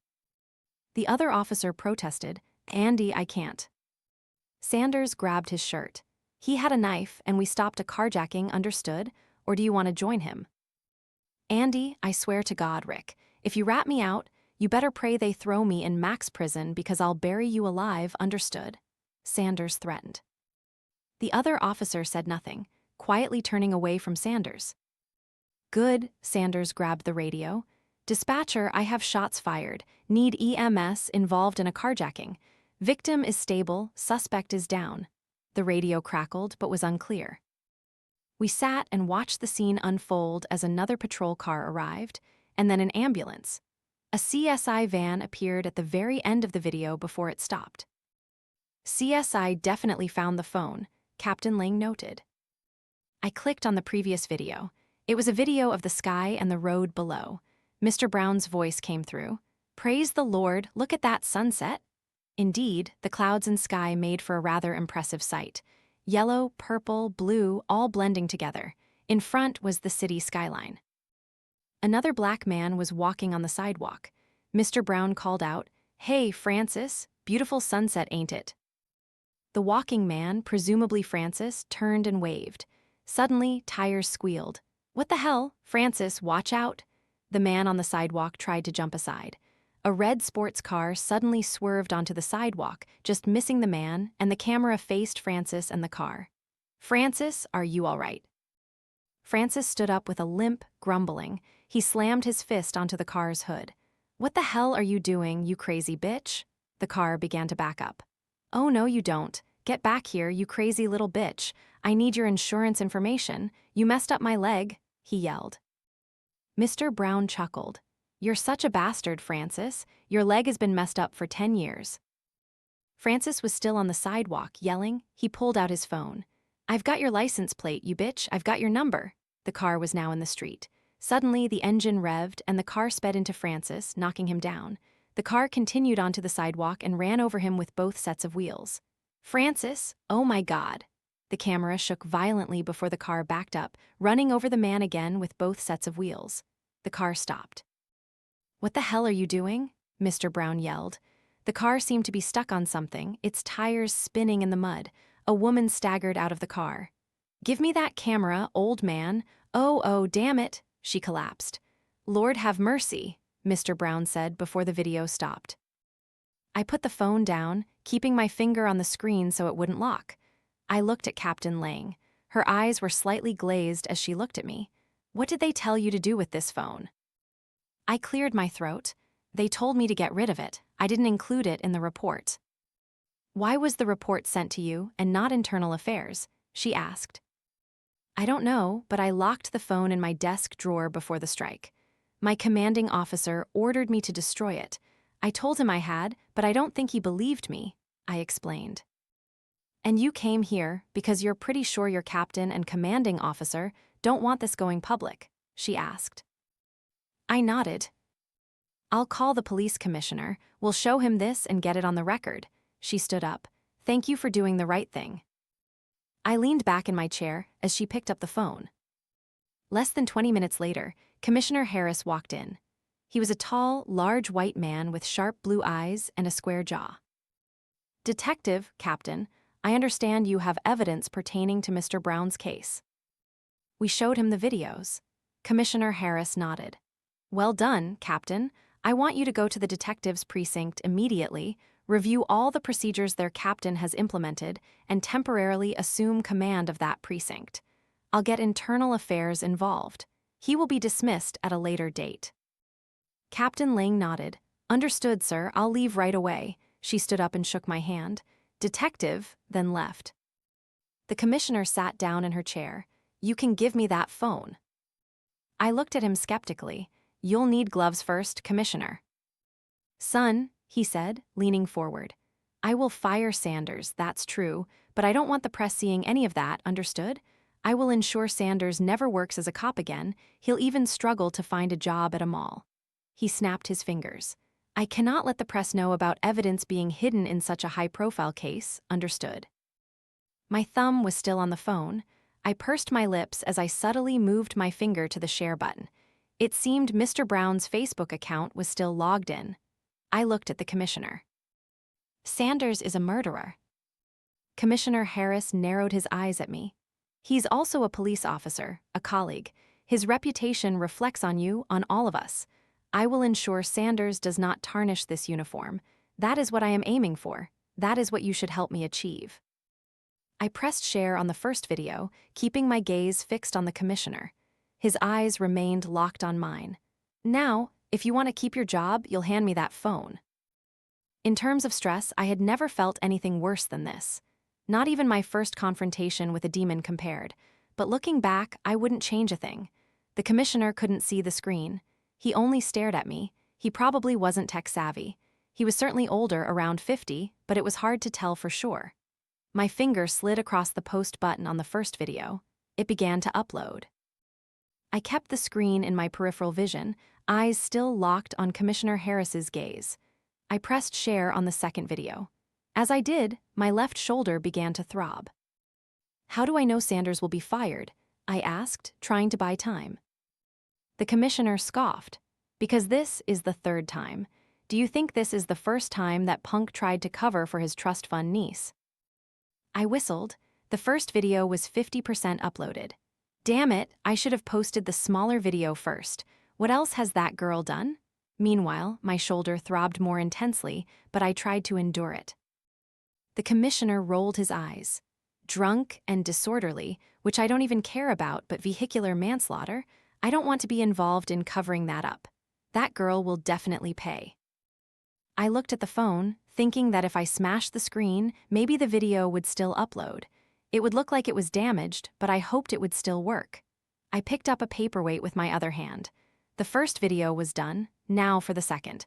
I placed the paperweight on the screen. "So, just smash it, huh?" The commissioner stared at me. "I'll do it myself, Miller."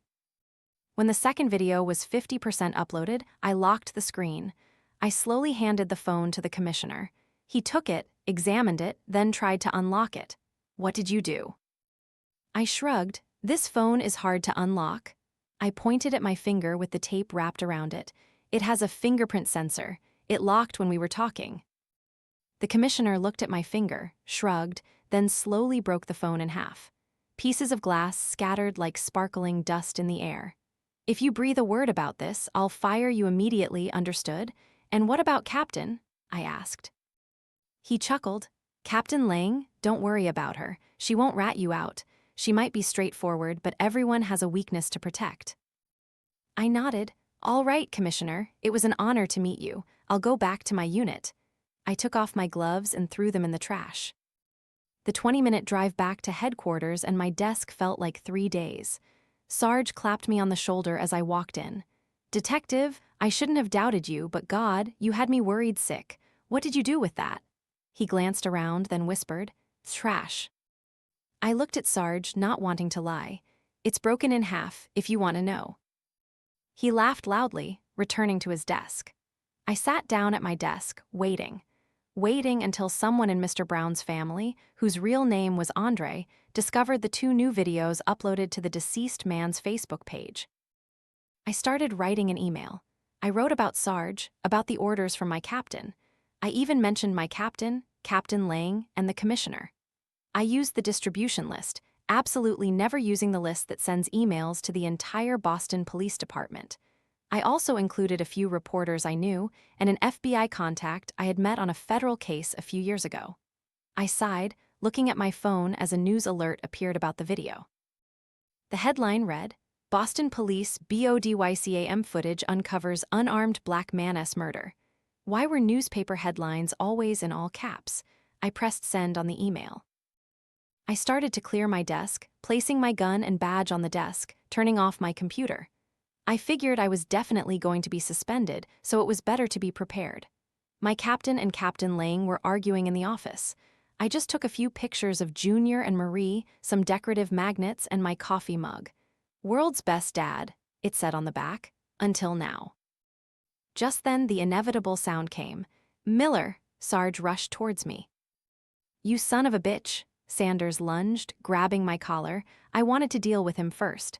"Sarge, what the hell is wrong with you?" He clenched his fist, preparing to punch me. I looked straight into Sanders' eyes. I wasn't angry. I simply looked at him, my hands still tightly holding the pictures and personal belongings. After having faced a demon possessing my son, and even a self-proclaimed prince of hell, a hot-headed street cop was no longer intimidating. Sanders immediately recoiled. I kept my gaze on him. Thank God for the disgrace of this uniform. My voice was eerily calm, even in the far-from-calm situation.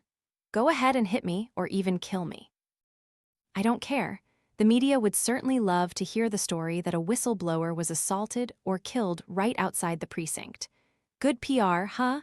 That'll definitely help your defense." I glanced at the crowd gathering around. Come to think of it, shouldn't you be getting ready to hire a lawyer right about now? Sarge pulled Sanders off me. Sanders ruffled his hair, running his hands through it, then went back to his desk. "Damn it, damn it, damn it," he muttered as he sat down. I walked towards the door. Captain Lang called out, "Detective." I turned back. She smiled. "When this blows over, come work at my precinct, understood?" I nodded, then walked out.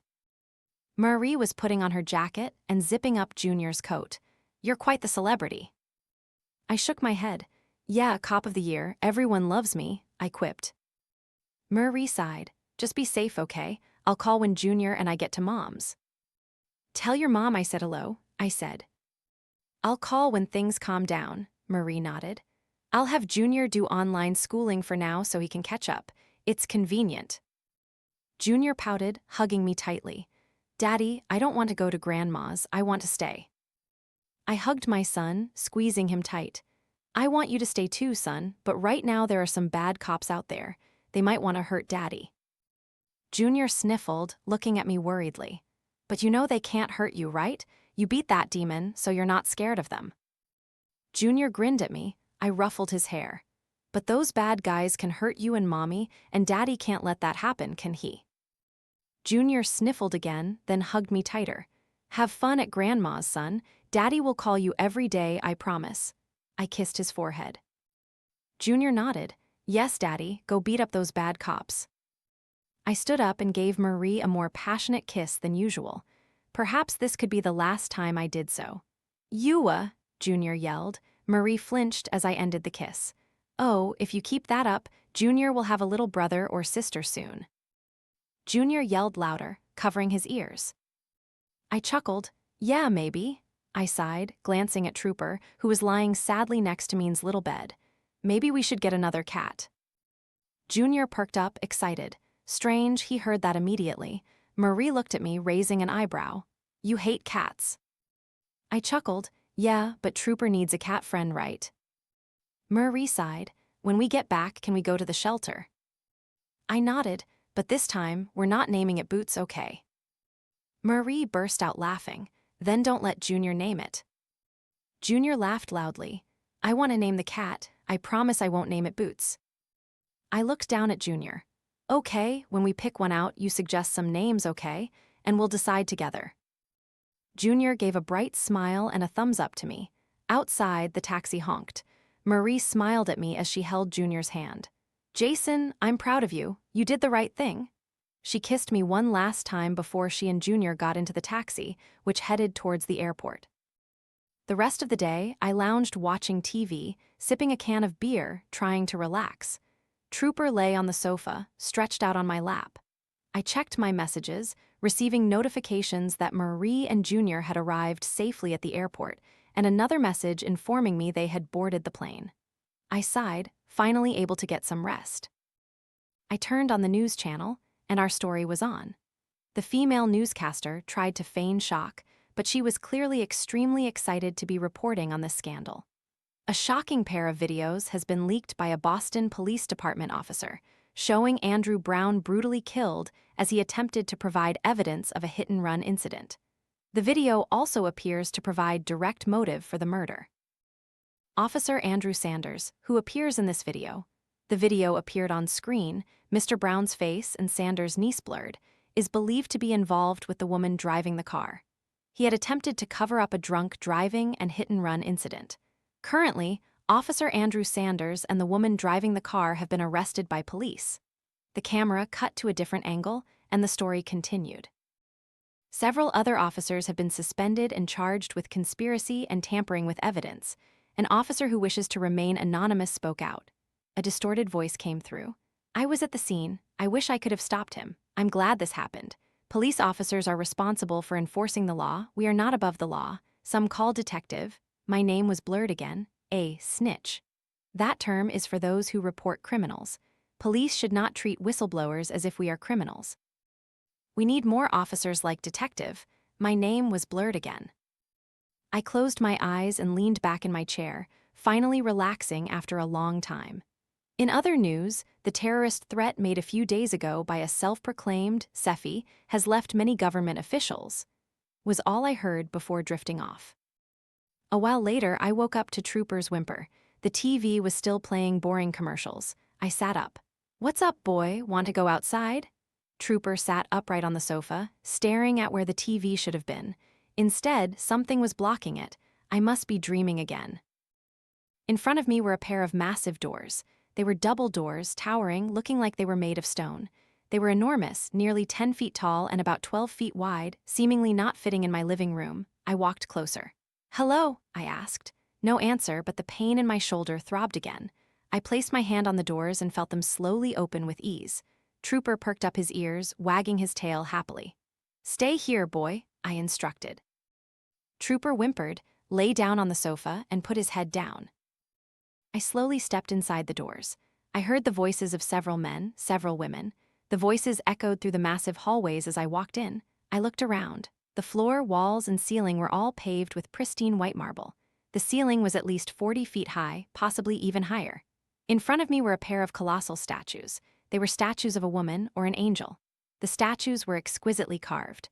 A long robe covered her from shoulder to bare feet. The other statue was a mirror image. I heard a voice I thought was Tasha's. I was still worried about Jenny being here. Not wanting to be rude, I closed the doors. I heard another voice I believed was Father Thomas's. "Did you hear that?" "Hello," I called out. My voice echoed through the hallways. I heard rapid footsteps like high heels on a wooden floor echoing in the vast space. I saw Tasha running up a staircase to the right of the entrance. I thought it was Tasha. She still had the familiar face, the robe, and the same hair as before, but now she looked taller. Her robe was much longer, reaching her feet. Behind her were a pair of pale pink leathery wings. They were red at the base, gradually turning white at the tips and edges. On her head was a pair of small, straight horns, red at the base, fading to white at the tips, with pink predominating in the middle. Tasha smiled brightly, revealing her white fangs. "Jason, you're here." She quickly walked towards me, her heels echoing louder. If she was a head shorter than me before, now we were eye level. Her shoes must have been extremely high, but I couldn't see what she was wearing on her feet. "My brother Timothy is arranging lodging for our sisters right now, so you must follow me immediately," she said, smiling, grabbing my hand with her gloved hand. If I hadn't met her before, I might have been worried, but this was still the woman who had helped Junior during the exorcism, who had kept his tongue from being swallowed during his convulsions, who had kept his head from hitting too hard, and had placed her hand on his chest as she and Father Thomas cast the demon from Junior's body. Still, I couldn't stop staring at her horns. Tasha, what are you?" Tasha looked up and sighed. "I guess I should explain, but follow me as I talk, okay?" I nodded. "Yeah, seriously, what are you? Because you look like a succubus." Tasha's expression fell as we walked towards a staircase. She continued to look at me. "My father, Sefi. I carry a curse from Baal, thanks to him. When I was 13, my sister and I changed. I became like this." She smiled. "But I turned back to God, fought against my instincts, and was blessed." She brightened again. "I prefer to look human, of course, but this temple, even though I'm blessed, my disguise is still essentially a deception. This temple removes all deception, revealing the truth to each of us, and binds us all together. I frowned. Sephi, the terrorist hacker who sent that crazy message a few days ago. Tasha nodded, looking sad. They say family is something you don't choose. We finally reached the bottom of the stairs, and as we rounded the corner, I saw a fountain where Father Thomas sat beside it. Father Thomas smiled at me. "Welcome to the Temple of the Guardians, son." Tasha clattered towards the fountain. I noticed the belt around her waist was actually a slender tail, wrapped around, connected from the base of her spine. She sat down on the edge of the fountain opposite Father Thomas. As she did, I realized she had red hooves peeking out from under her robe. When she said, "Fountain," it wasn't enough to describe it, so let me try. From the ceiling, a stream of clear water flowed down along the wall, ending in a large basin about 30 feet wide. The marble surface where the water flowed showed no wear or damage, and I couldn't tell where the water came from or where it went after hitting the bottom. The marble basin was so smooth I could clearly see my reflection on the wall. Tasha took off her gloves and placed her bare hands in the water. Her horns glowed brightly. "This is the holy water of the guardians of old. This is where the guardian angels received their orders from God, transmitted through the guardian council, led by Metatron. They used this water to heal themselves and bless others. This water cannot be defiled and possesses immense power." I heard footsteps behind me. I turned back. I saw the guy who looked like the Matrix from last time, but now he had white feathered wings folded neatly behind his back. His long trench coat was removed, his arms crossed over his chest. I must be dreaming again. As if to remind me, my left shoulder throbbed again, a sharp pain. "Why is he here?" he asked. "Wait, what the hell?" I yelled. "You have an angel and you didn't bring him to the exorcism. Why not?" I looked at Tasha, waiting for some explanation. Tasha gave a radiant smile, rushing to hug Timothy. "Timothy, you're wonderful. Father Thomas didn't think I was right, but I knew I felt it." She turned to me, her eyes sparkling. "The doors appeared to you, Jason, because Sarah Baker's name is on this list. That's why we didn't need Timothy, because we have you, Jason." Timothy frowned. "What do you mean? He's the son of a succubus, so what?" Tasha laughed. "Sarah Baker?" She pulled a torn piece of paper from her robe. "Remember, the first time you sat on the throne of Saint Yena, you babbled all day, and I wrote down as much as I could. At some point, you started listing names." She looked at me, smiling brightly. Her tail around her waist twitched slightly, revealing her excitement. Timothy nodded.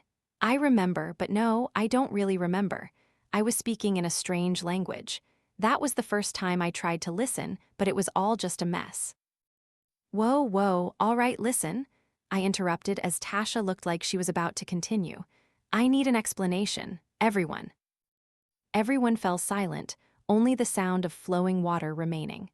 "My mother, who died over 36 years ago, how did she appear at my house? How is she a succubus, and what the hell is Asmodai?"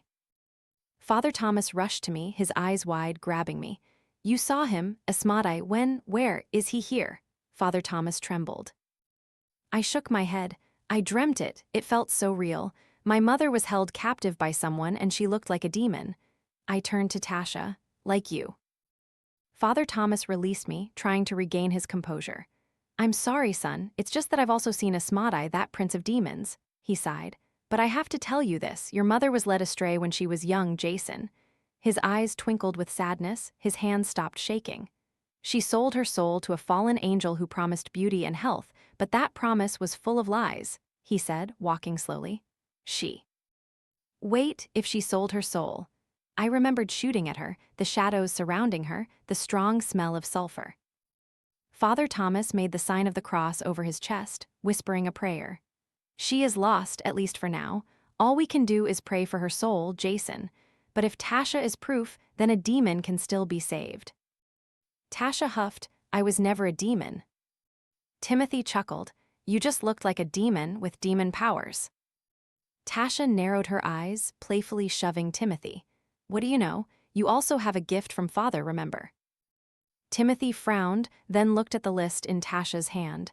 "It's completely under control. It doesn't have to be like that. It's not what you think." She smiled at him. Timothy looked at the list in her hand. "Back to the succubus issue. Her name is on this list, but so what? She's a succubus, so what does that mean?" Tasha was full of excited, childlike joy. She scrolled through the list, smiling at me.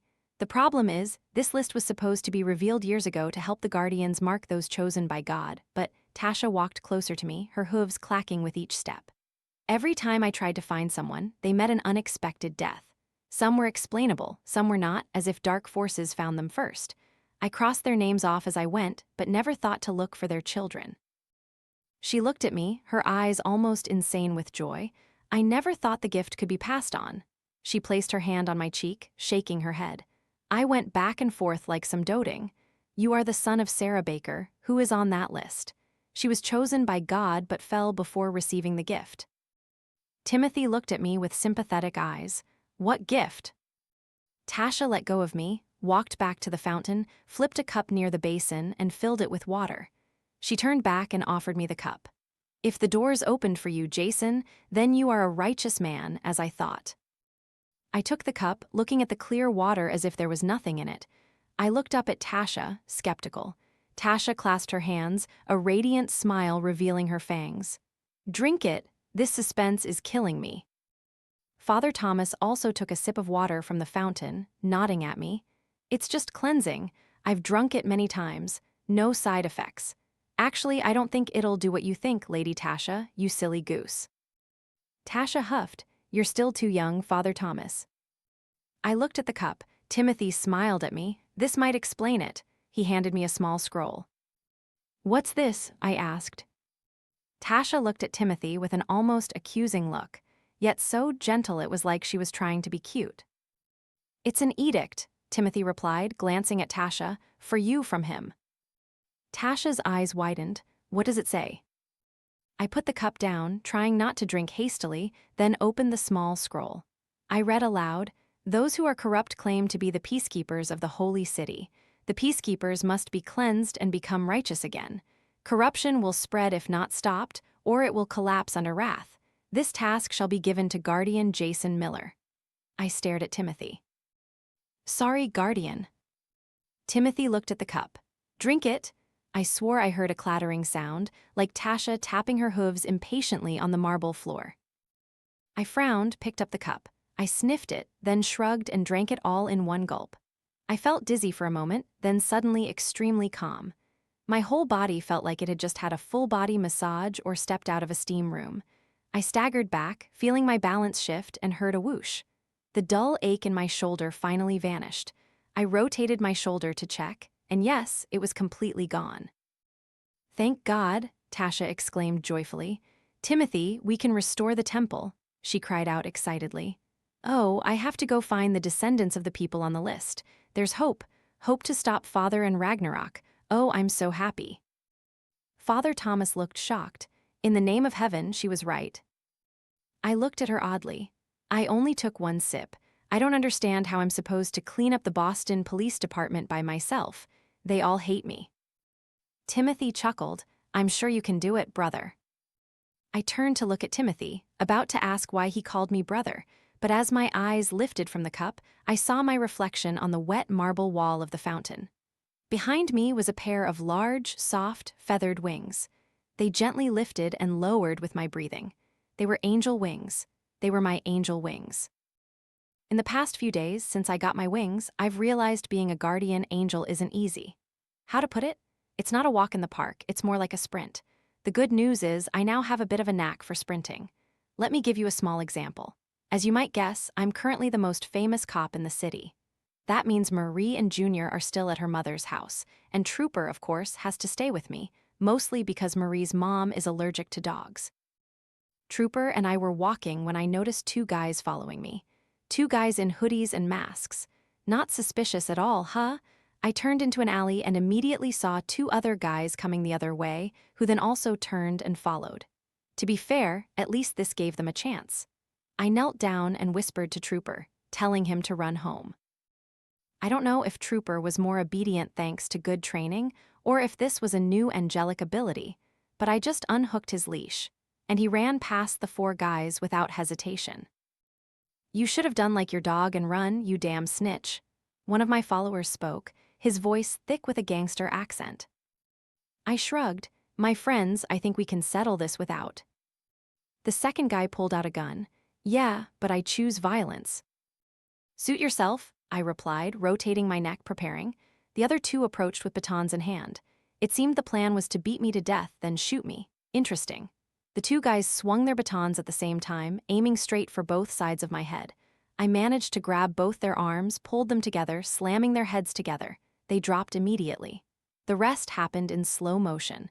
I heard a click as the second guy's gun hammer cocked back. He was about to pull the trigger.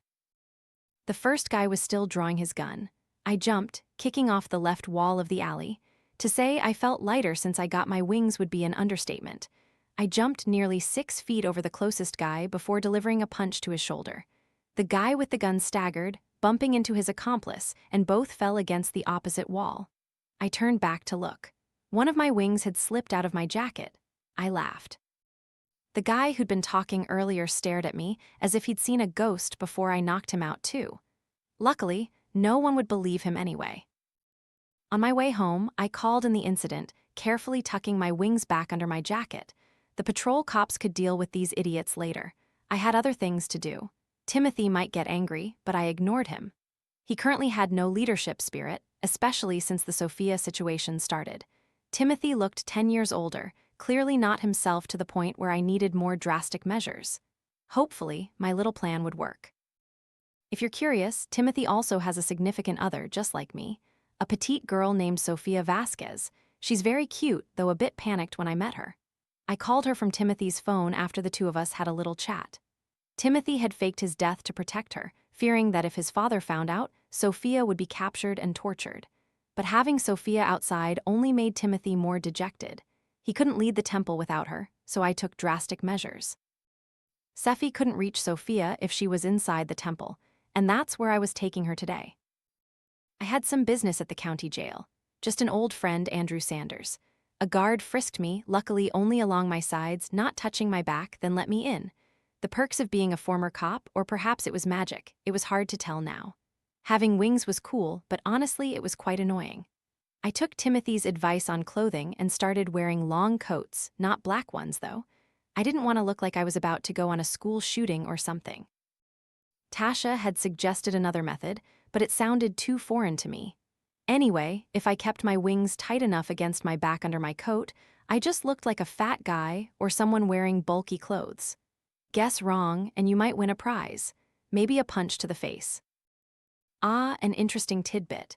It turns out there are different types of angels. Timothy is a messenger angel, like he talks to God, directs us where to go, gives omens, and things like that. As for me, I'm a guardian angel, meaning I handle things much more directly. Or in other words, I'll beat the demon out of you, as those 4 punks learned today. Thanks to that, I'm in the best shape of my life, literally. I'm stronger than before, look 10 years younger, and I've noticed my endurance has reached new heights. I discovered the last part through experience, but when I mentioned it to Timothy, I had a rather unpleasant experience. I remembered discussing it with Timothy in the temple. Marie can't get enough of me, I boasted proudly. Talk about a praying wife who got her wish. Timothy looked at me blankly, clearly not used to locker room talk. I understand. I was thinking if it's a girl, we could name her Lara or maybe Angie. Is Angie too cliché for us? I asked, looking at Timothy. His face fell. Oh, I guess.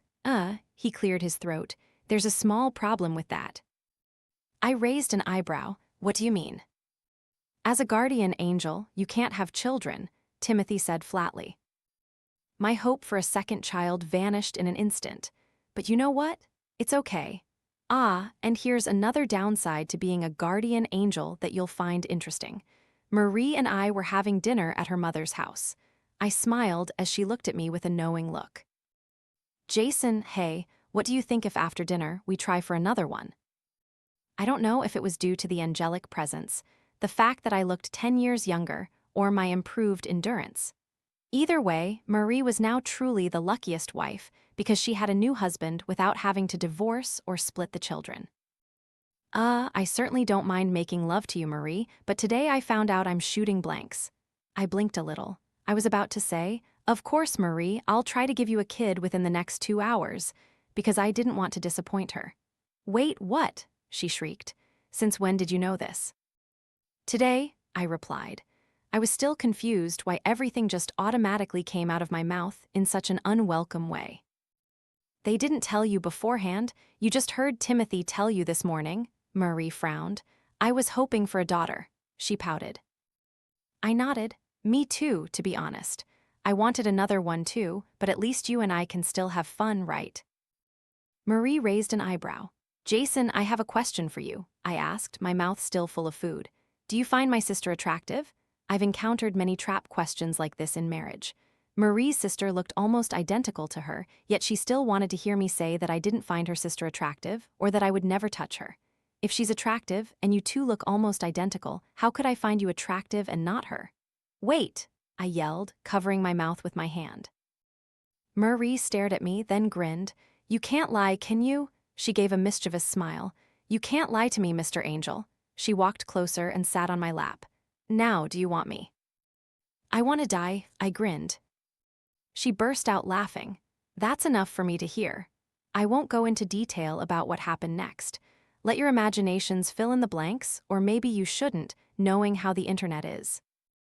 Today, I checked a few things before flying to New Hampshire to meet Sophia. Mainly because I found out Anderson's niece somehow got away scot-free. I asked the prosecutors, and they all told the same strange story: insufficient evidence. Worse still, when they spoke, their eyes looked odd, and I knew something was wrong. Perhaps it was my new instinct, but I felt something evil, possibly even demonic, was going on. I walked into the visitation area at the prison and went to the booth the guard directed me to. Thank goodness it was a bench. Do you know how miserable it is to sit in a high-backed chair with these wings? Swear to God, it's incredibly annoying. I heard about all this from my new captain, Lang, of course, who informed me of the case developments. Inspector Miller, I need to speak with you for a moment. I walked into her office. What's wrong, Captain? She looked me up and down, noticing my long brown coat. Inspector, is it cold enough for you to wear that coat? I shrugged. Is it against regulations? She kept a straight face. No, but you look like a detective from a pulp fiction novel. I cleared my throat. So what's wrong, Anderson? She's free until she runs into a glass door, that is. I frowned. What? The prosecution had enough to charge her with vehicular manslaughter and drunk driving. That kid was more wasted than Charlie Sheen. Captain Lang nodded. Right, she tested positive for almost every imaginable substance.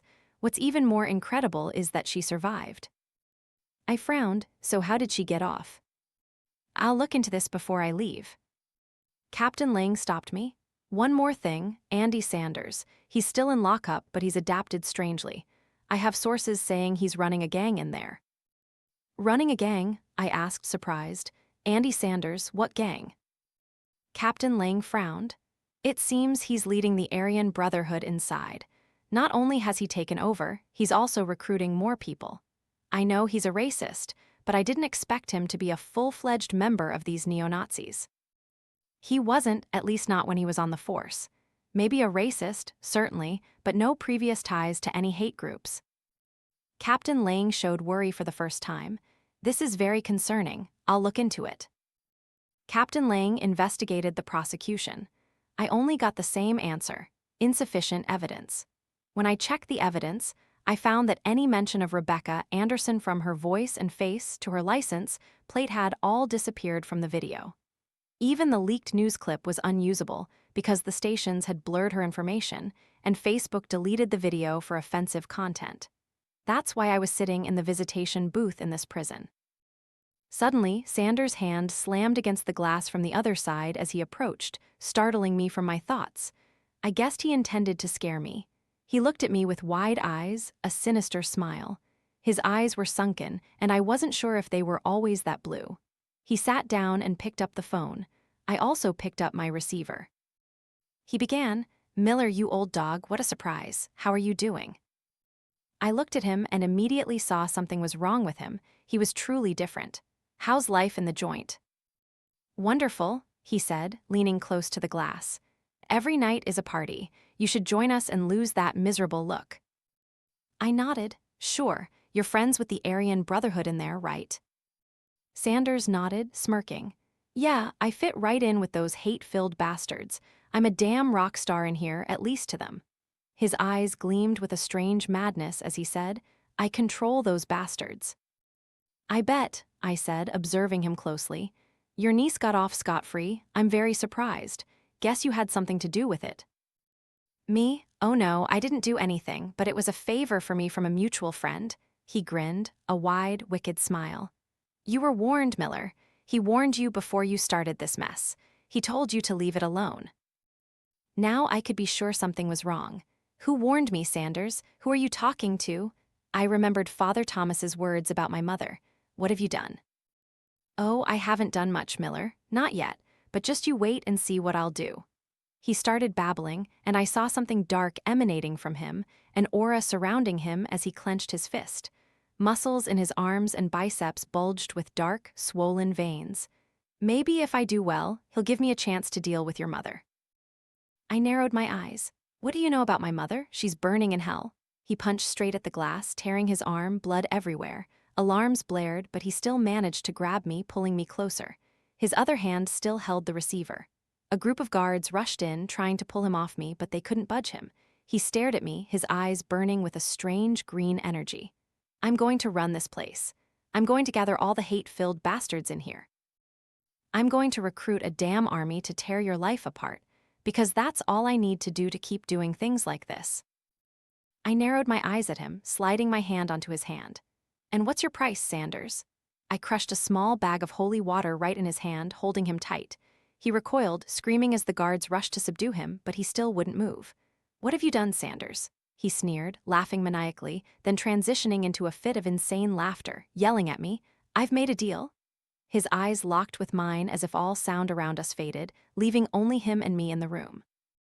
He yelled, laughing wildly, and just before he was pulled around the corner, he shrieked, I made a deal with an N. My child is sick.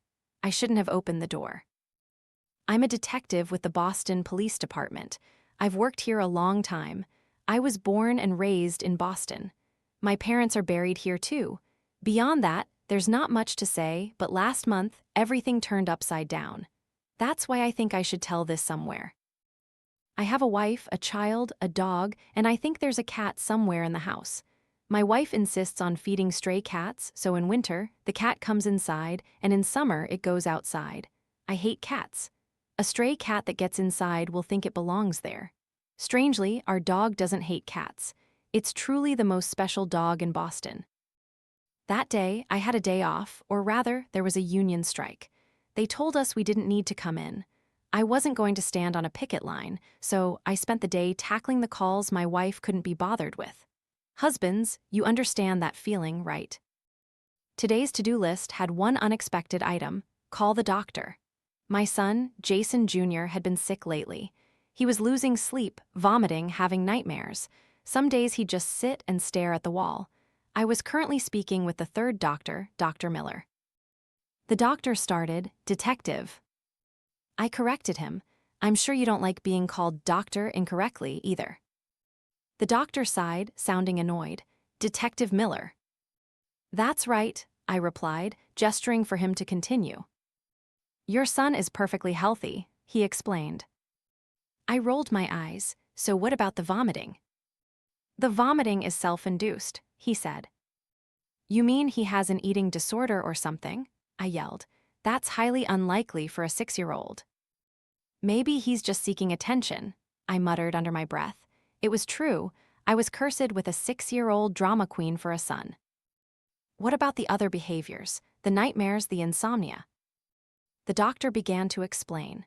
If your son isn't eating properly and vomiting everything he does eat, then insomnia and nightmares can easily occur due to malnourishment. I've prescribed some vitamins and a mild sleep aid.